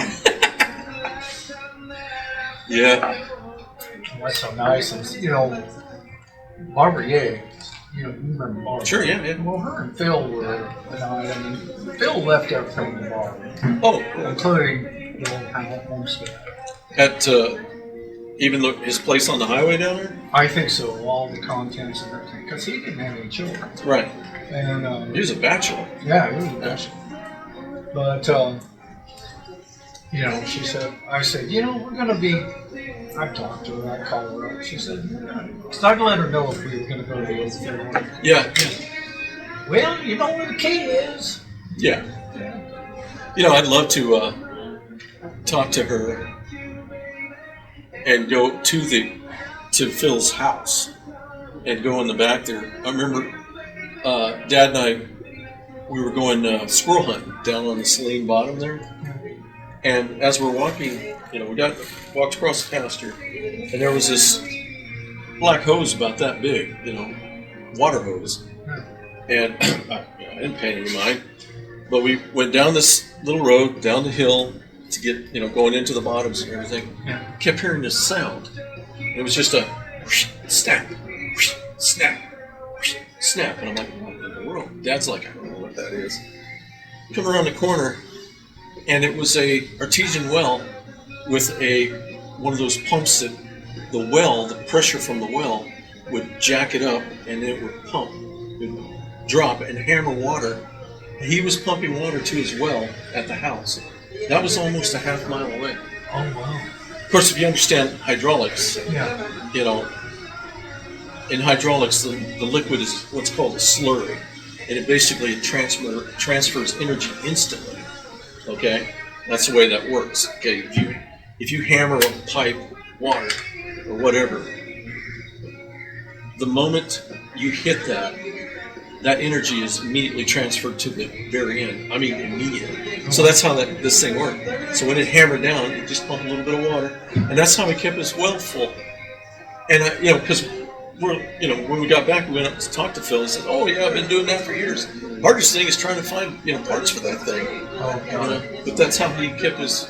And it was awesome water. I mean, it was an artesian water. Well, I've been in his house. He called me out. He wanted to put some security alarm sensors on his house. So we went in and did an assessment inside his house. But other than that, I mean, I don't know anything about his property. Yeah. Well, caught my first catfish on a bass lure on his pond just down from his house. Dad and I were fishing. And I thought, well, I'm going for bass, and I'm popping this thing, and all of a sudden, boom! And I'm like, oh my goodness! I started bringing this in. He said, "What do you got?" I'm like, "That's no bass." Nice catfish about that big. I'm like, well, yeah, they go after stuff too. We'll take that and hammer it to the post and skin it. If I remember right, it might have been a flathead. They'll go after bait like that. Yeah. They're not just bottom feeders. But it's I'd love to go see if that setup is there. I've actually seen a couple of those since the day. Well, anytime you want to reach out to Barbara, let me know. I'll get in touch with her. Maybe we should go out there and do just a walk through the house again, and then send it to Dave. So I don't know. He might not be interested in that. But. You let me know. I've got her in mind. Because she's one of my clients. Sure. That, hey, here's my personal number. You call me if you have any questions. Yeah. I remember I did some work for her. Did you ever do any work for her? Mm-hmm. Worked in the chicken houses. How about the strawberries? I didn't do the strawberries. I mean, even as a teenager, that's backbreaking work. And people worry about people coming over the border to pick fruits and vegetables. Oh my God, you do it. You go do it. Great appreciation for the migrant seasonal workers. No kidding. Oh yeah, they just follow the crops. Sure the they harvest. do. Yeah. But Absolutely. I remember watching when I was doing work out in Yuma, Arizona, at the proving grounds out there. I get up in the morning, man, and there were people out in those fields already harvesting. It's dark. And there's these machines running across, and people were walking, cutting cabbage, cutting lettuce, wrapping it, putting it up. I'm like, oh my gosh. Yeah. Now I did do, but it wasn't for wood. Did strawberry fields up in Oregon. Oh, you mean at Junction City? The bus picked you up? No, I didn't do it for wood. Get it, you just pick your own. Yeah. Hell no, I don't like strawberries that much. I did that one time. It's the same thing every year. We'd always get ready to go to Burt's, to pick beans, right? And they were paying like, 3/4 cent, or maybe, on a good day, maybe a 1 1/4 cent a pound. Do you know how many giant bags of beans you have to pick to make any money on? So, then this is your assigned row to pick, right? Well, 3.5 miles down. I was just going to say, you're just like... over the horizon. Yeah, and it's like... And people really got into it because it was a little extra money to make. for us, we got about maybe 100 yards in. It's like now we're starting to throw beans at each other. And then after that, it's like now we're just running through it and destroying stuff, and we left. We did not pick up Dad's farming jeans. Nah, not that way. Mm-mm.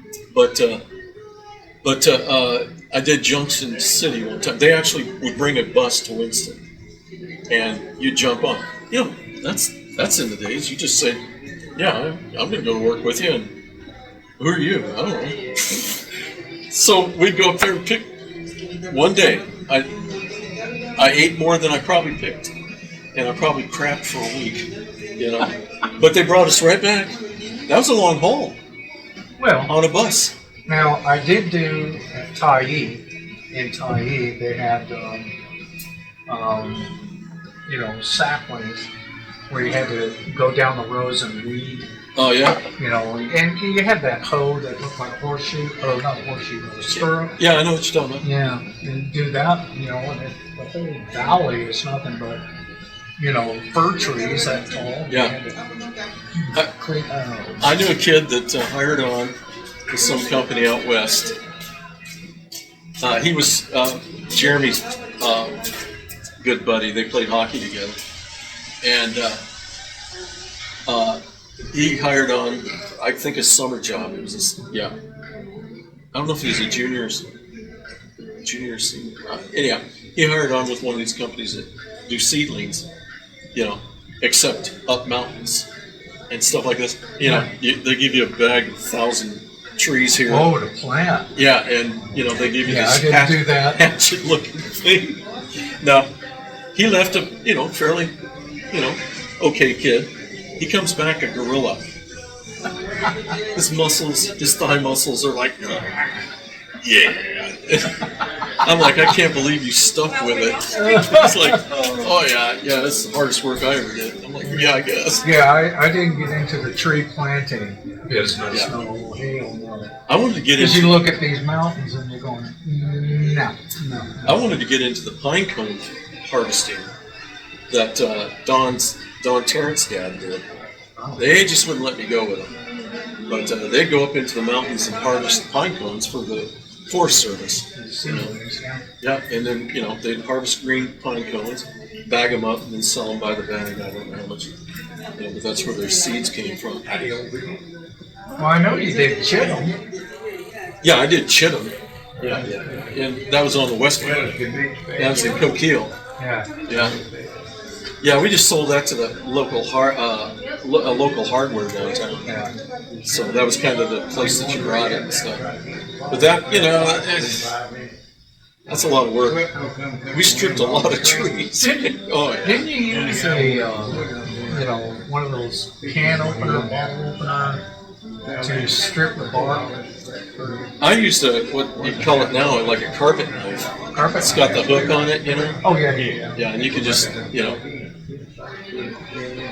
and, we didn't strip it all the way up. We'd just get as high as we could, take the bigger stuff, and leave dead trees everywhere. I can't believe that was legal, Because it did kill the trees. Yeah. Well, of course it did. Once you take a strip off the bark, it's done. Chitham. Here's to Chitham. Well, I went with you once. I remember going with you once. And I'm like, hell no. Yeah, I'd rather do computers, whatever those are. I know I want to do that, not strip bark. Yeah. That was boring. No, I didn't want to do that. Was it in Coquille? Lincoln City. We lived in Lincoln City, didn't we? No. No, we lived somewhere on the coast. No. In a motel. Oh, you might have. You lived with us. Because I watched the Apollo landing in that motel room. In '69? Watched an Apollo. Oh. No. No, we lived in Coquille and then we moved back to Dillard. We lived in. But Dad and Ted were working on a hotel. On a hotel, and we lived in those motel rooms. Well, no. Mary, yeah. We were in this motel room, and Ted and Ed were in this motel room. It was long. It wasn't for long. Yeah, I know. But I still remember the name of the guy that cheated them out of their money. Palmer was his name. Jeff Palmer. He was the contractor, and he decided not to pay him. And Dad took it to the state, you know, and got their and money. got their money. Yeah. It wasn't long after that we moved back to Dillon, and then from Dillon we moved to Dirks. Because I went to 3 high schools that year. That was my freshman year. Coquille, Douglas, and Dirks. And I was in 3rd grade when we went to Coquille. And I finished up 4th grade in Derrick's. Yeah, because we were moved only in there. that summer. We were only there for maybe a year. Yeah. Yeah. That's the first time we ever lived in a house that had oil for the heat. Remember that old Oh, it was in. big old stove, and it was oil. Yeah. I'm like, ugh. Yeah. Yeah, Mom and Dad were doing the best they could do. And then they decided to move here, which I think was a good move, to be honest with you. Well, so I know Mom didn't care to come No, back here. Mom did not want to come at all. No, she didn't like Joe's or Dad's sisters that much.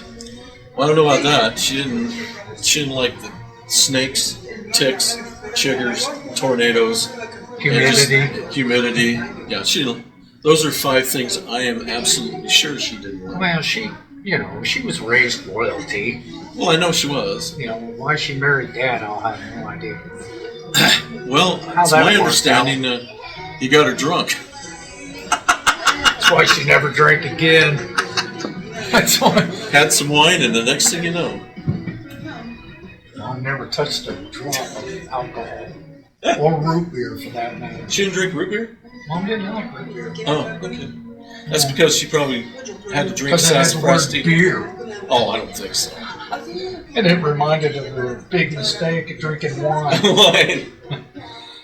I remember her, Mary, telling me that her and Diane and Carol and Mom were sitting around the table. And Mom had made the comment that, every time Margaret showed me that thing, I get pregnant. Or looked at me. Well, I remember, of course, I didn't know what the hell it meant. But, and they slept in separate beds, and, back in the day. And when you think about it, everybody, it was just a standard thing. A bedroom didn't have a king-size bed or anything like that. It was 2, twin beds. Twin beds. And the wife and husband. Well, there was a real reason for that, I think that's what the deal. I remember twice I had 2 nightmares, and both times I was in bed sleeping with Dad. Oh, really? Yeah. Because I get up every night and get in bed with Dad, sleep with Dad, which I'm sure Mom appreciated. But I remember waking up from this first one. I had no idea, what was going on. It was my first nightmare that I can register, and it was, pretty vivid. I still remember it pretty clear now. And I've asked people, do you ever have nightmares when you were kids? Yeah. Did your parents take you to the doctor the next day? Both times. No Mom and Dad kidding. took me to the doctor. I'm like, I must have been. Is he possessed? I know. Better take me to the Catholic Church. They've got the right kind of people. Yeah. I can only imagine I don't know, might have been running fever or something, I don't know. All I know is that both times that I had these 2 nightmares, Mom and Dad took me to the doctor the next day. Vandermark? Vandermark, yeah. Vandermark. Girl Vandermark. What a country doctor he was, huh? And we had 2 of them, Fletcher and Vandermark. I don't remember Fletcher. Fletcher had the clinic down at the river. I remember the clinic. Yeah, as you just crossing the bridge to go to Dillard, his clinic was right there on the river. That's right. And I didn't like going to him because his shots always hurt worse. I never went to him. I always went to Vandermont. Yeah, well, the three of us, well, I'm not sure about you, but Mary and I were both born, delivered by Vandermont. I was probably delivered by Vandermont. No, it might have been Vandermont. You'd have to look at your birth certificate, but you were, I think, born at Community Hospital in Roseburg. Oh, you guys were born in Douglas, maybe? No, you were. I know. Okay. I think either that or Mercy, one of the two. No, it was Douglas. Mercy wasn't even in existence. Yeah, it was. It was there before Douglas. It's the one that was on the river in Roseburg. That's Douglas. No, that Douglas. Right by Garden Valley Road. No. Garden Valley Boulevard. Yeah, but you know where you cross the bridge over by where that mountain is where the goats were at and stuff. Mount Nebo. Yeah. Nebo. I don't remember the name of it, but there was a hospital right next to the bridge on the river. That was Mercy Hospital. That was a Catholic hospital. That's where the three of us went in for pneumonia. We were at Mercy. We were in Douglas. No, Douglas was on out. It was a newer facility. But I think you were Maybe born I'm getting Mercy mixed up with Douglas. It might be. I don't know because I don't remember. I don't recall. I just remember Mom and Dad were gone, and then you came, and it's like, yeah, what the hell? We all just went and did our thing. And Like we need another mouth to feed. Hoped you'd kind of just go away. But anyhow.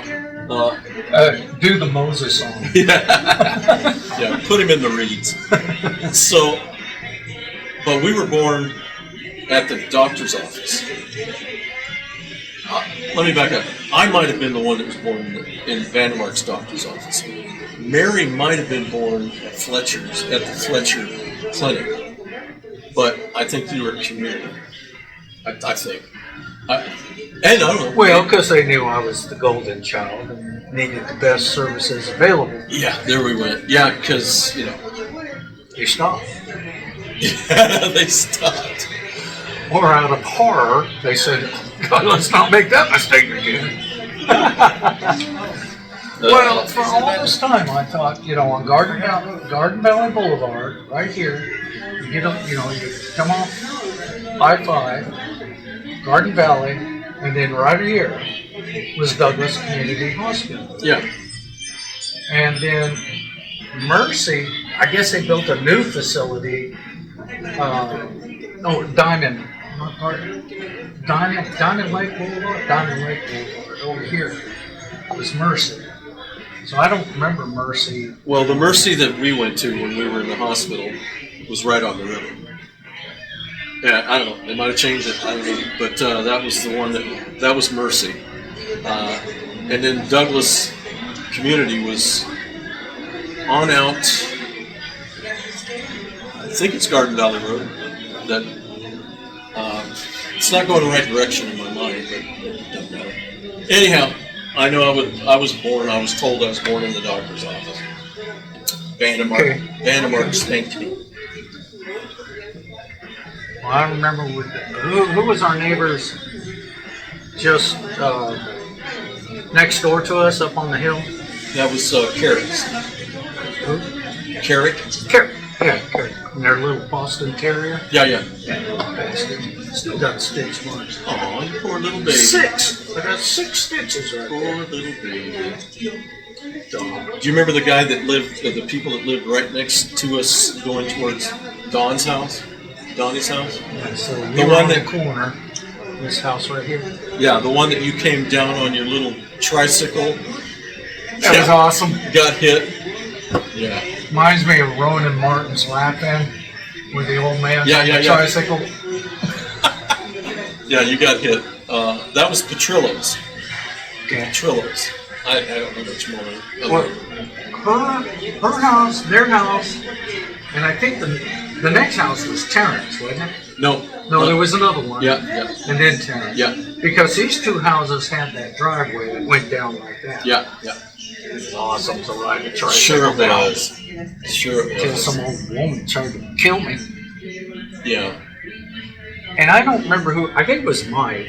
He was supposed to look up and down the street and tell me it's safe.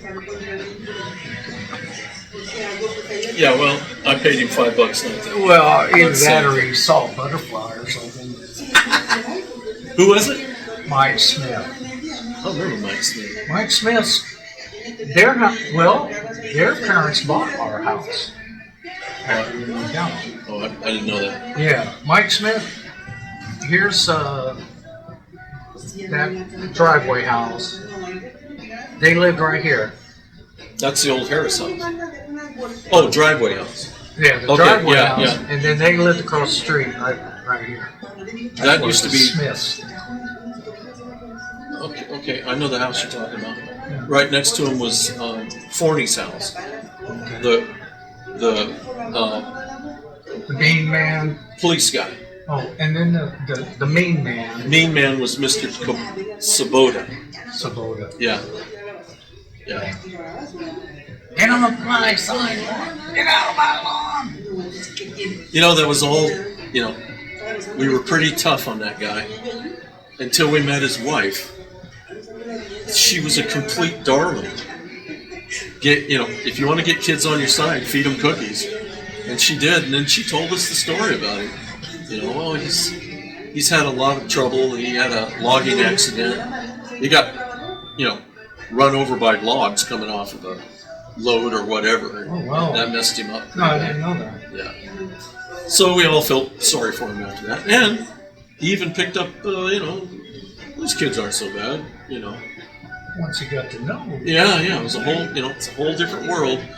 Once the lady starts handing us a nice lady, sweetheart, hands We you were cookies. so careful to, when we ride our bikes, Never not to touch the deviate grass. off, Oh, yeah. off that sidewalk. Yeah. So it was, Yeah, he chased me a couple times. yeah. I'd pedal my ass off to get across. Or just get on the street. Yeah, and that was the bypass best. it. It was Yeah. better to do it that way. But you had such a long way before you got to another driveway, Could get killed on that street. And I'll never forget the time I had that Stingray bicycle, the banana seat, Yeah.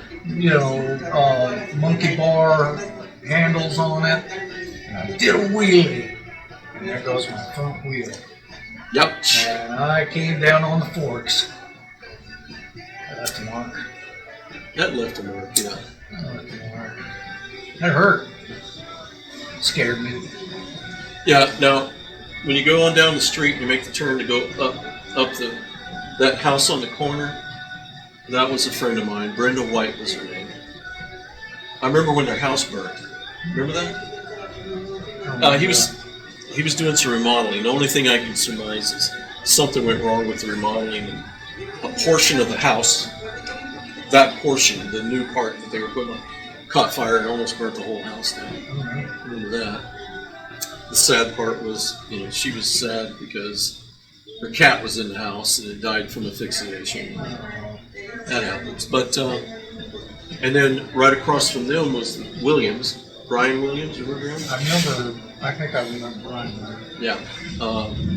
His dad was our first scout troop leader. I think they were Mormon, to be honest with you. Big family. That could have been Catholic too. But, to be involved. Yeah, both groups do the Boy Scouts. And then the next house up, God, I can't think of her name. She was Diane's age. They were in high school together. She was hot. Julie? Oh, man. I had a real wanton of her. And what was cool about their house? The paint, it was green. I don't know if you remember it was green, but somebody painted it green.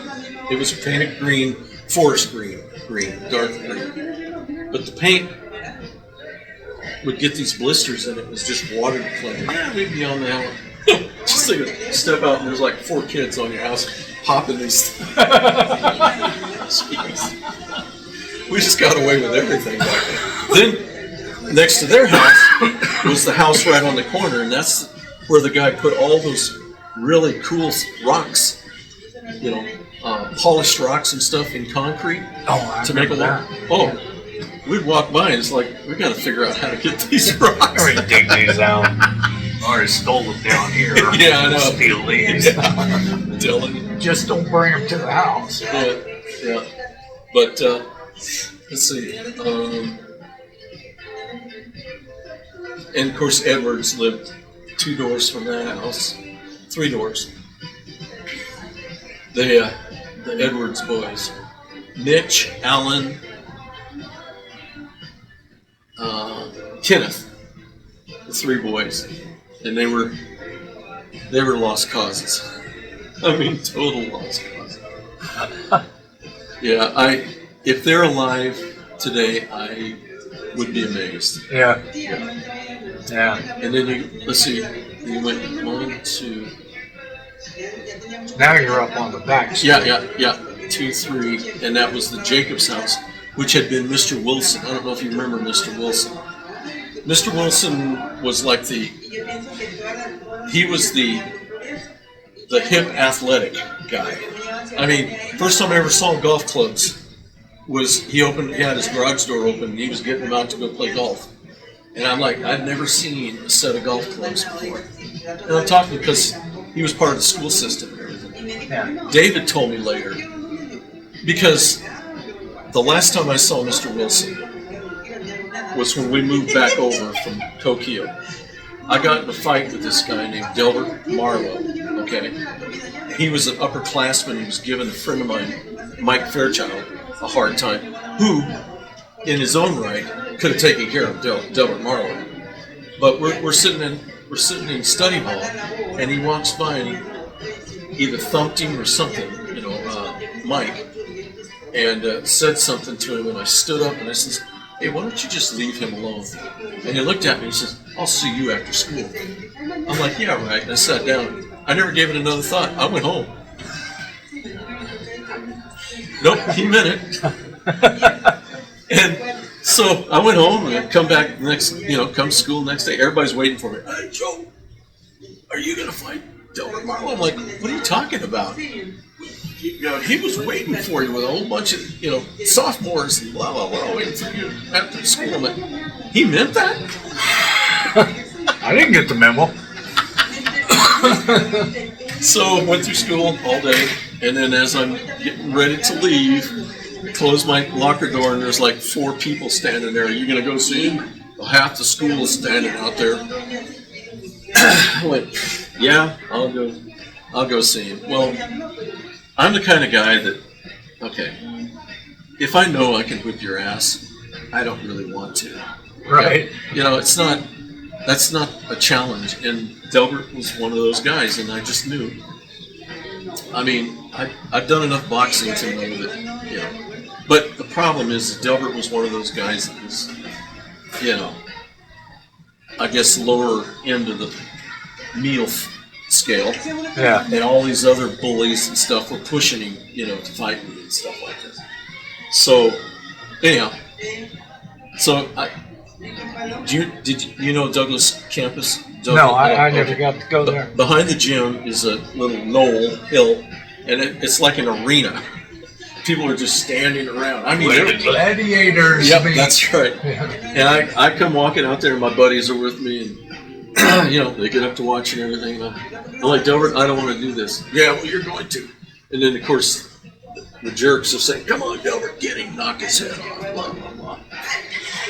And I says, okay, so I get in my stance, and he moves towards me. And when he does, I just put my fist up against his nose. I didn't hit him. I just put it up against his nose. And I come back, and I step back a little bit. He comes towards me, and I do the same thing like this, and I just touch his face. And I'm trying to point out, dude, I've already nailed you. Twice. Yeah, it's kind of like a coup thing, Yeah. I don't need to hurt you. I touched you. Not good enough. So finally, we get into it. He lays one on my arm. He hits me in the arm. Okay. And I'm like, that's it. So I didn't roundhouse him hard. I just enough to jerk his neck a little bit. And he looked a little dazed, and then I just walked into him, picked him up, flipped him on the ground, and sat on him. I did. I just sat on him, kept his arms down and everything. And these guys are like, come on, let him up, let's get to fight and stuff like this. Next thing I know, Mr. Wilson. Mr. Wilson says, all right, boys, it's over. He looks at everybody, get on your buses, get out of here. So we go in. He's the principal of this son. Okay. And so we go in. It's after school and everything. And what's this all about? I just looked at him. I says, it's a class thing, lower classman thing. Yeah, that's one of the curses about here. And it's everywhere in Oregon, Sure. And so so Delbert, he challenged me yesterday. And I'm like, it was hardly a challenge. I just told you to leave Mike Fairchild alone. Because, like I said, Mike, he was an excellent wrestler. Even though he's lightweight, 98, kid could take care of himself, no problem. But, I just thought, well, I'll just take care of this myself. I learned a lesson. Keep your mouth shut, let the guy take care of him, Mike would have nailed him, Right. Anyhow, long story short, we shook hands. And I was telling David this story about fighting, because David knew the brothers, the Marlowe brothers. And I said, he said, so did you know much about Mr. Wilson? I'm like, no, just that he'd been a neighbor and always a nice guy, super nice guy. He says, yeah, he was a commando in World War II. Oh, really? Yeah. I'm like, really? Yeah, commando. He plays golf now. Yeah, he plays golf instead of killing people. He's killing you with that golf club. Yeah, I know. I'm like, wow. So he had a great temperament, that's for sure. Oh, my darn. Anyhow, that's some of the things about the neighborhood. I always liked the fact that we had a graveyard at the top of it. I know that was always cool. And it was always cool to see that on Veterans Day or Memorial Day. Which one do we put the flags out on? Veterans. Veterans Day. Well, both, actually. Yeah, I think it's both. Well, I think one is more flowers and one's flags. Yeah. But you go up there and all the tombstones, and I don't think there was any that did not have the little flags up there. Yep. That was pretty cool. Yeah. I don't even know what that cemetery was called. I thought it was Winston Cemetery, though. Was it just Winston Cemetery or something? See, I used to go up, because my buddy Teddy Murphy we lived here. You go up and take the road over, and that would get you down to where you go to the A&W and the Dairy Queen. Mm-hmm. Shortcut. But he lived right at the top of the hill, right next to the graveyard.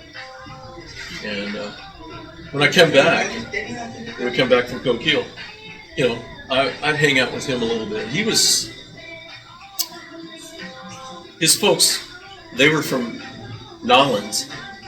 Where's that? New Orleans. Oh, Narland. Nolens. Okay. Yeah, and she was he was definitely Queen ass. She was just this, she couldn't have been this tall, black hair, just gorgeous mom, And, found out years later, I made a phone call to Winston City Hall. Hooked up with this lady. Now, I forgot who I was looking for. Oh, I was asking about the Hansons. And this girl's like, yeah, she knew Diane, so she must have been maybe my age or older and everything. Mm-hmm. She knew Diane, she knew the Hansons, she knew Fisher. Told me that George Jacobs was the mayor, had been the mayor. Oh. He was the guy Dad hired as police chief. Yeah. And but she told me, I said, did you know a Teddy Murphy? Yes, I did. I knew Teddy. And I said, so, is he still around? No, he died of AIDS. Teddy died of AIDS. Mm-hmm. He was quite a character. I liked hanging with him because he was really, really smart. I mean, and he was. I mean, I don't know if he was gay, but I could see the gay tendencies now. A little more than George Jacobs' son. Yeah. A little less. I mean, Randy Jacobs, George Jacobs' son, he was definitely gay. Okay? Yeah. But Teddy, when I think back about the mannerisms and everything, yeah, I think he was. I don't think he knew it, but I think he was. Yeah. At our age. Right. Sure. So, and I don't know if he was or not. I'm just saying, just some of the mannerisms kind of remind me of folks I've known. And but he died of AIDS. That's too bad. I asked about Harry Winston. We were all in school together. Harry was still there. He lived at the same place his parents had. The town was named after their great grandfather. Yeah. They lived down in the valley there by the Pepsi Cola plant. Yeah. Yeah. Yeah. Those were the days. Now they have a.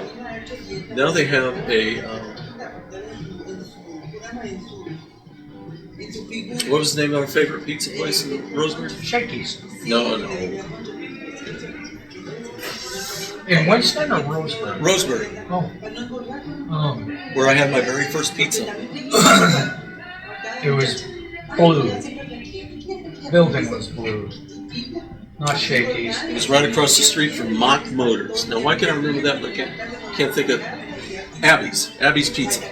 Was it Abby's? Yeah. Abby's. Yeah, Winston has an Abby's now. They've What? broke out. Whoa, Well, we pretty soon they'll have a Dollar General. oh, they'll have that. They probably have that.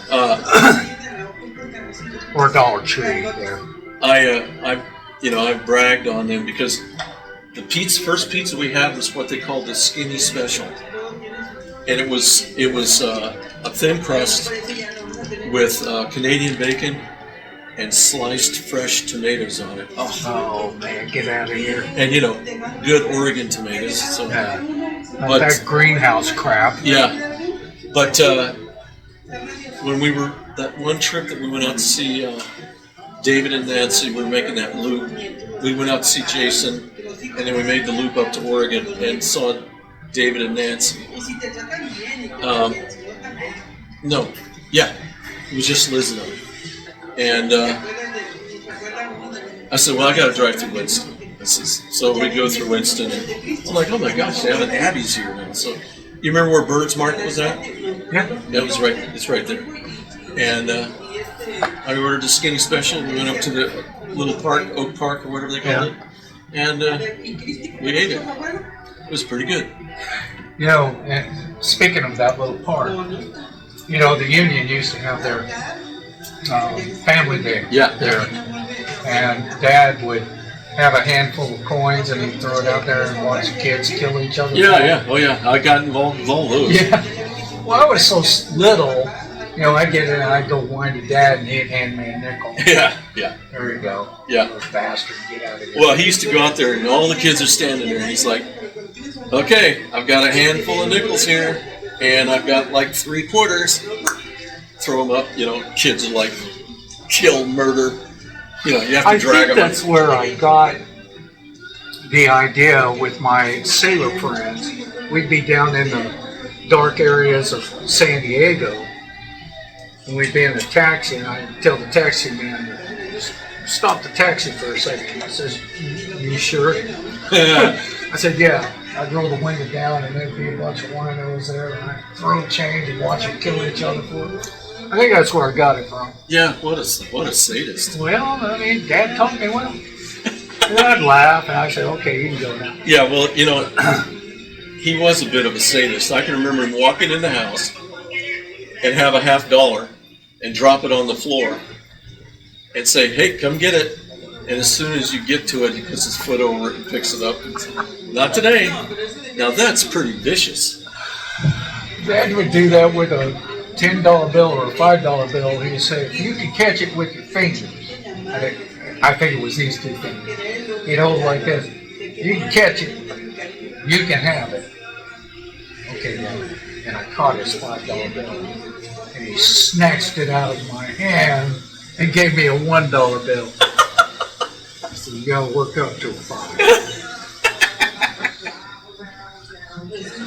I think he got the biggest kick out of the two girls, Carol and Diane. You know, hey, Dad, can I go get? No. Okay. Diane, Dad, I want to go to. No. And she would just explode. Yeah. Oh yeah. Oh hey. Famous time.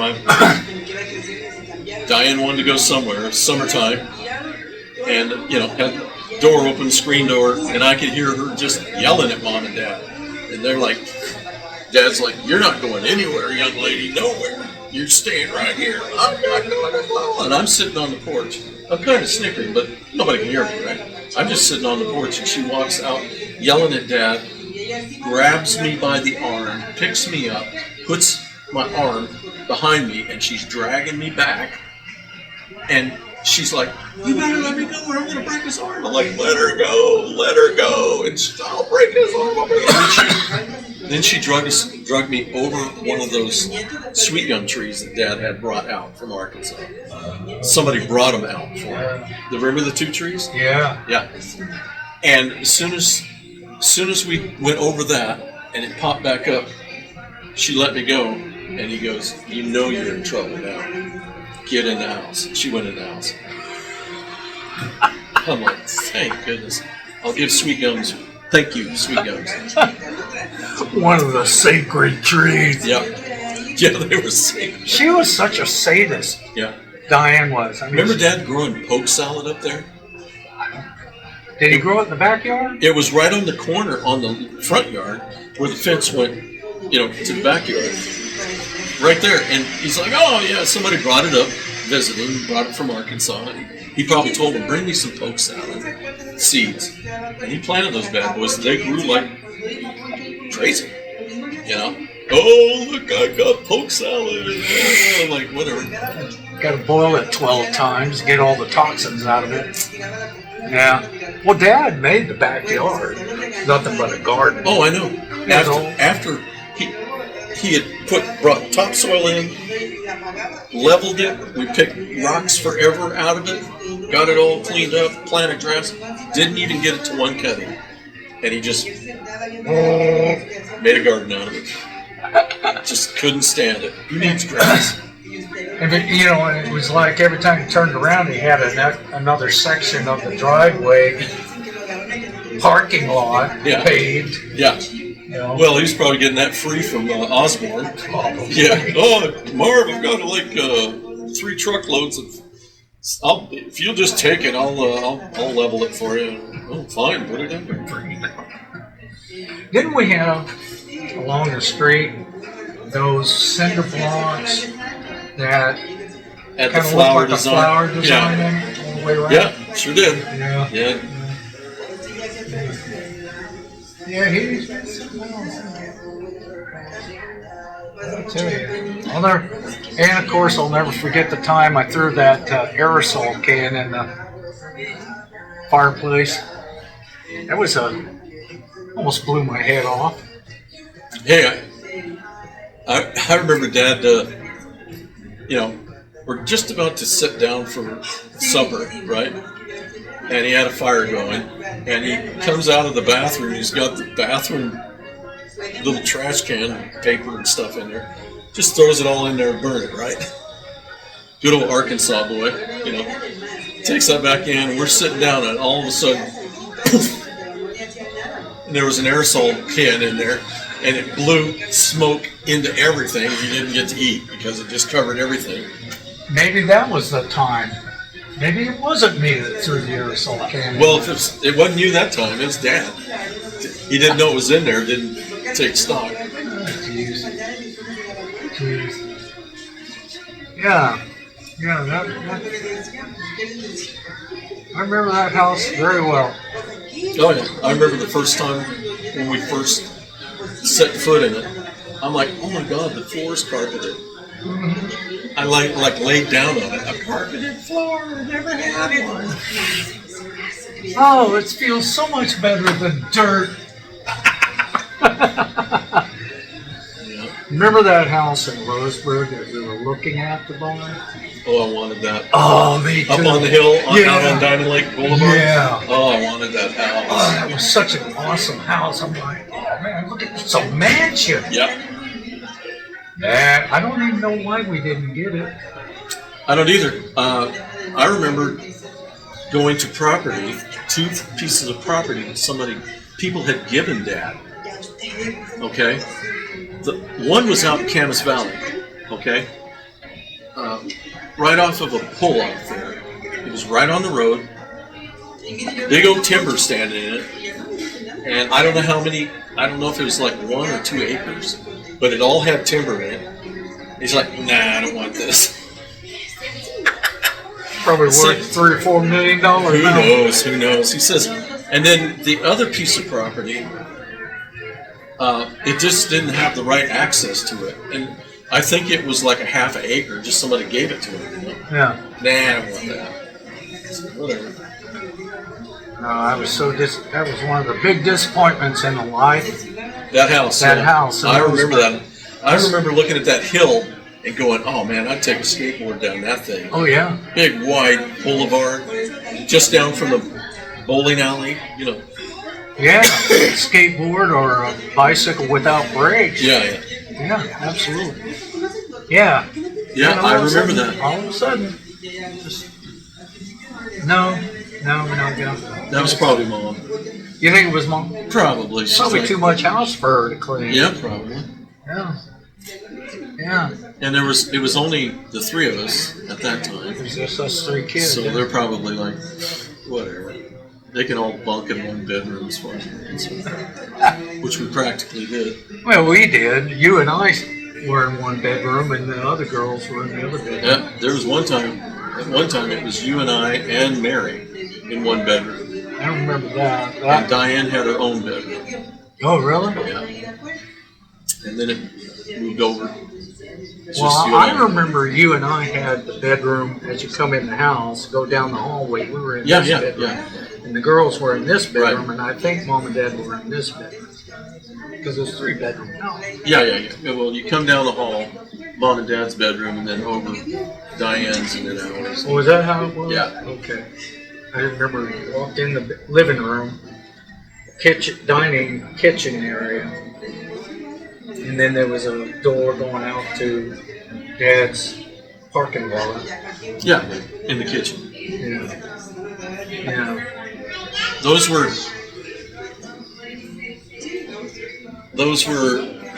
that project, that area was, built after World War II, obviously. That was just one of those deals that, they started building homes for everybody. Right. You know what I'm enjoying seeing around here? I don't know if you've noticed it. They're remodeling a lot of old homes.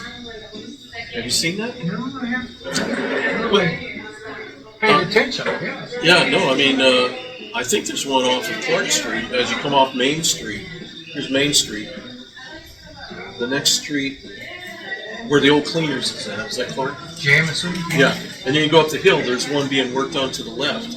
But if you go down that road going back towards the courthouse, there's like 2 or 3 of them that they fixed up. They are really nice looking homes. So, Udi's? And we got a guy that's doing the same thing down on Barton Bethel Road. Took an old dilapidated house. I'm sure he checked it over for its bones to make sure, it's all good. Just make it look nice. Nice.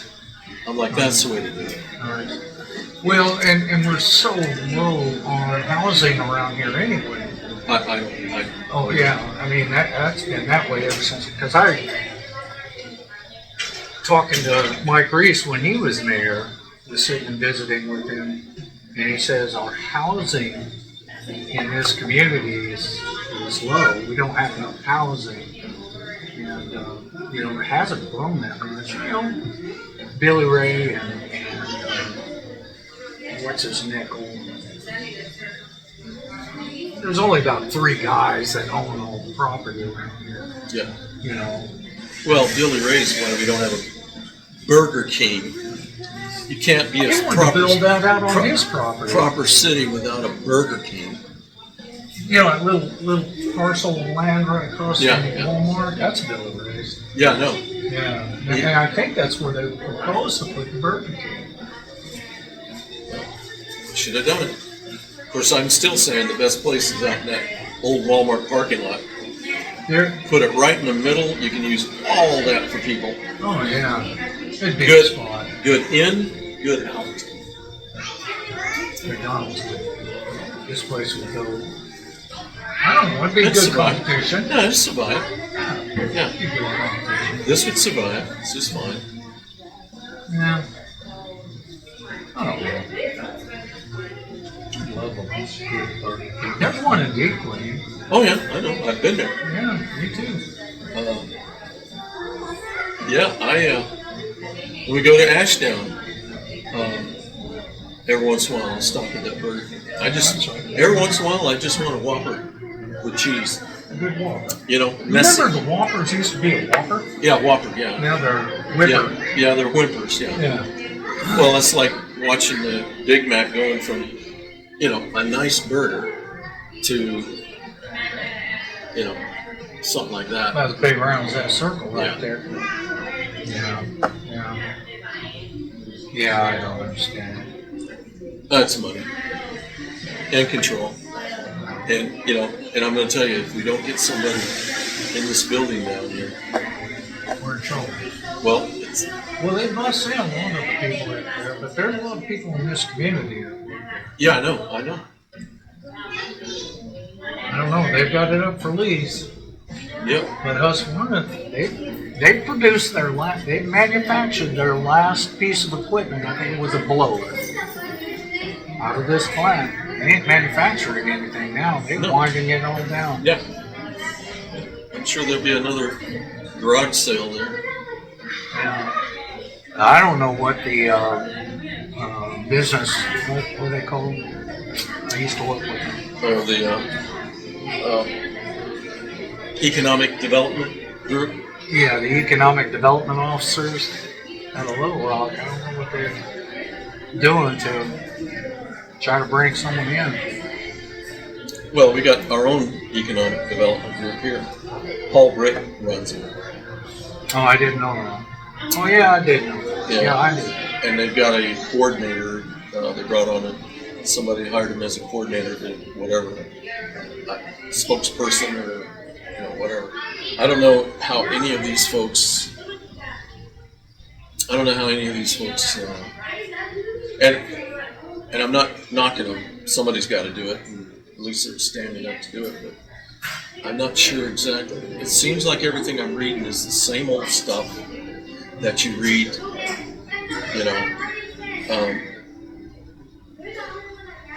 Communities put somebody together. I mean, I remember when I lived in Minot, it was Project 2000. I got involved with it, myself and another guy, and there was a lot of people because they were looking at, and this is in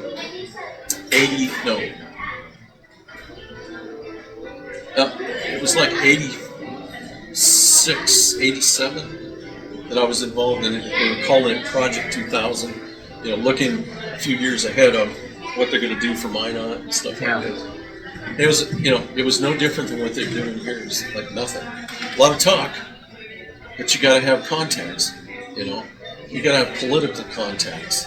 You got to get with your representatives and your senators and say, get us somebody down here, or you're never going to get voted in again. Nobody's playing the game like that. And don't get me wrong, I'm not trying to, like I said, it's not an easy thing to do. No, right. But it's the same thing that I've seen, and it doesn't produce.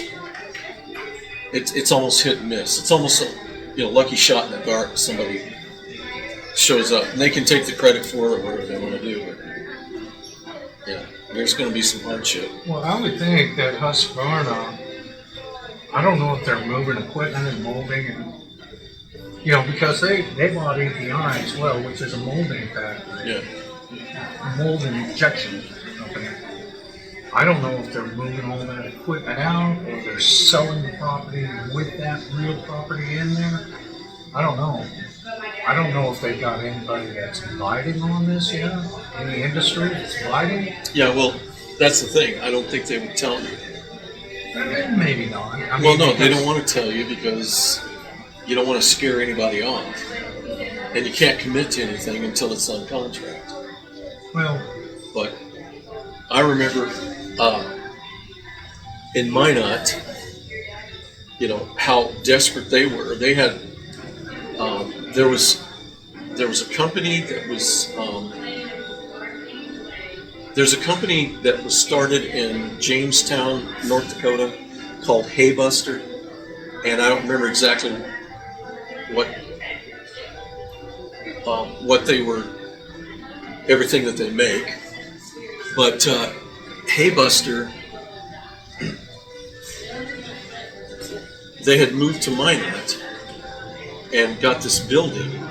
Okay, it was actually, the reason I know about the building is when I got out of the Air Force and went to work for the Air Force had leased this building. But before that, it was Haybuster. Okay, and Minot literally kicked Haybuster out for a military contractor, Lockheed Martin, and gave them, the keys to the kingdom. Tax breaks and stuff like this for 5 years, and all this to, they're looking at the bigger picture that, this is a major, contractor, Lockheed Martin, and I don't know what they did in that building, what it was or anything, but they gave them this contract. They literally told Haybuster, you're out, get out of here. Okay. Yeah, no, I'm sorry. Haybuster started in Minor, okay? And they had this copyrighted equipment that they had put together, and they literally told him, see ya, get out of here. So they went to Jamestown.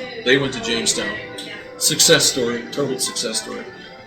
Minot opened up the door for Lockheed Martin and gave them breaks for 5 years. They stayed 5 years. and then they blew out. They were gone.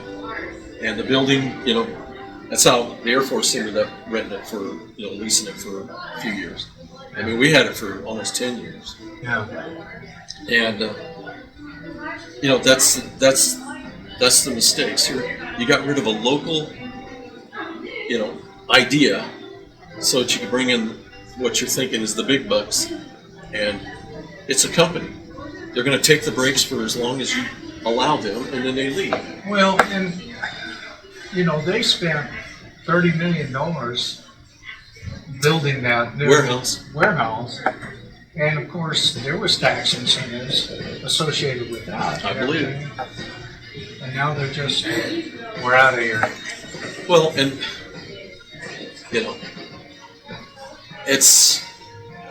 that's part of the big business. That's part of business.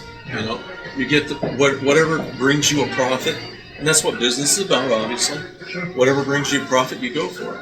You don't owe anybody if the contract says, yeah, you got to be here for 5 years. Okay, that's fine. You give us these incentives, and we'll stay for 5 years. And that's exactly what happened in Minot. Hey, this place has been around a long time. It's done good. Well, it's changed hands a few times. Yeah, but it's done good for this community. Yeah. And I'm only hoping that we get something in. Well, they've got what, 2 months? And they're shutting the doors permanently.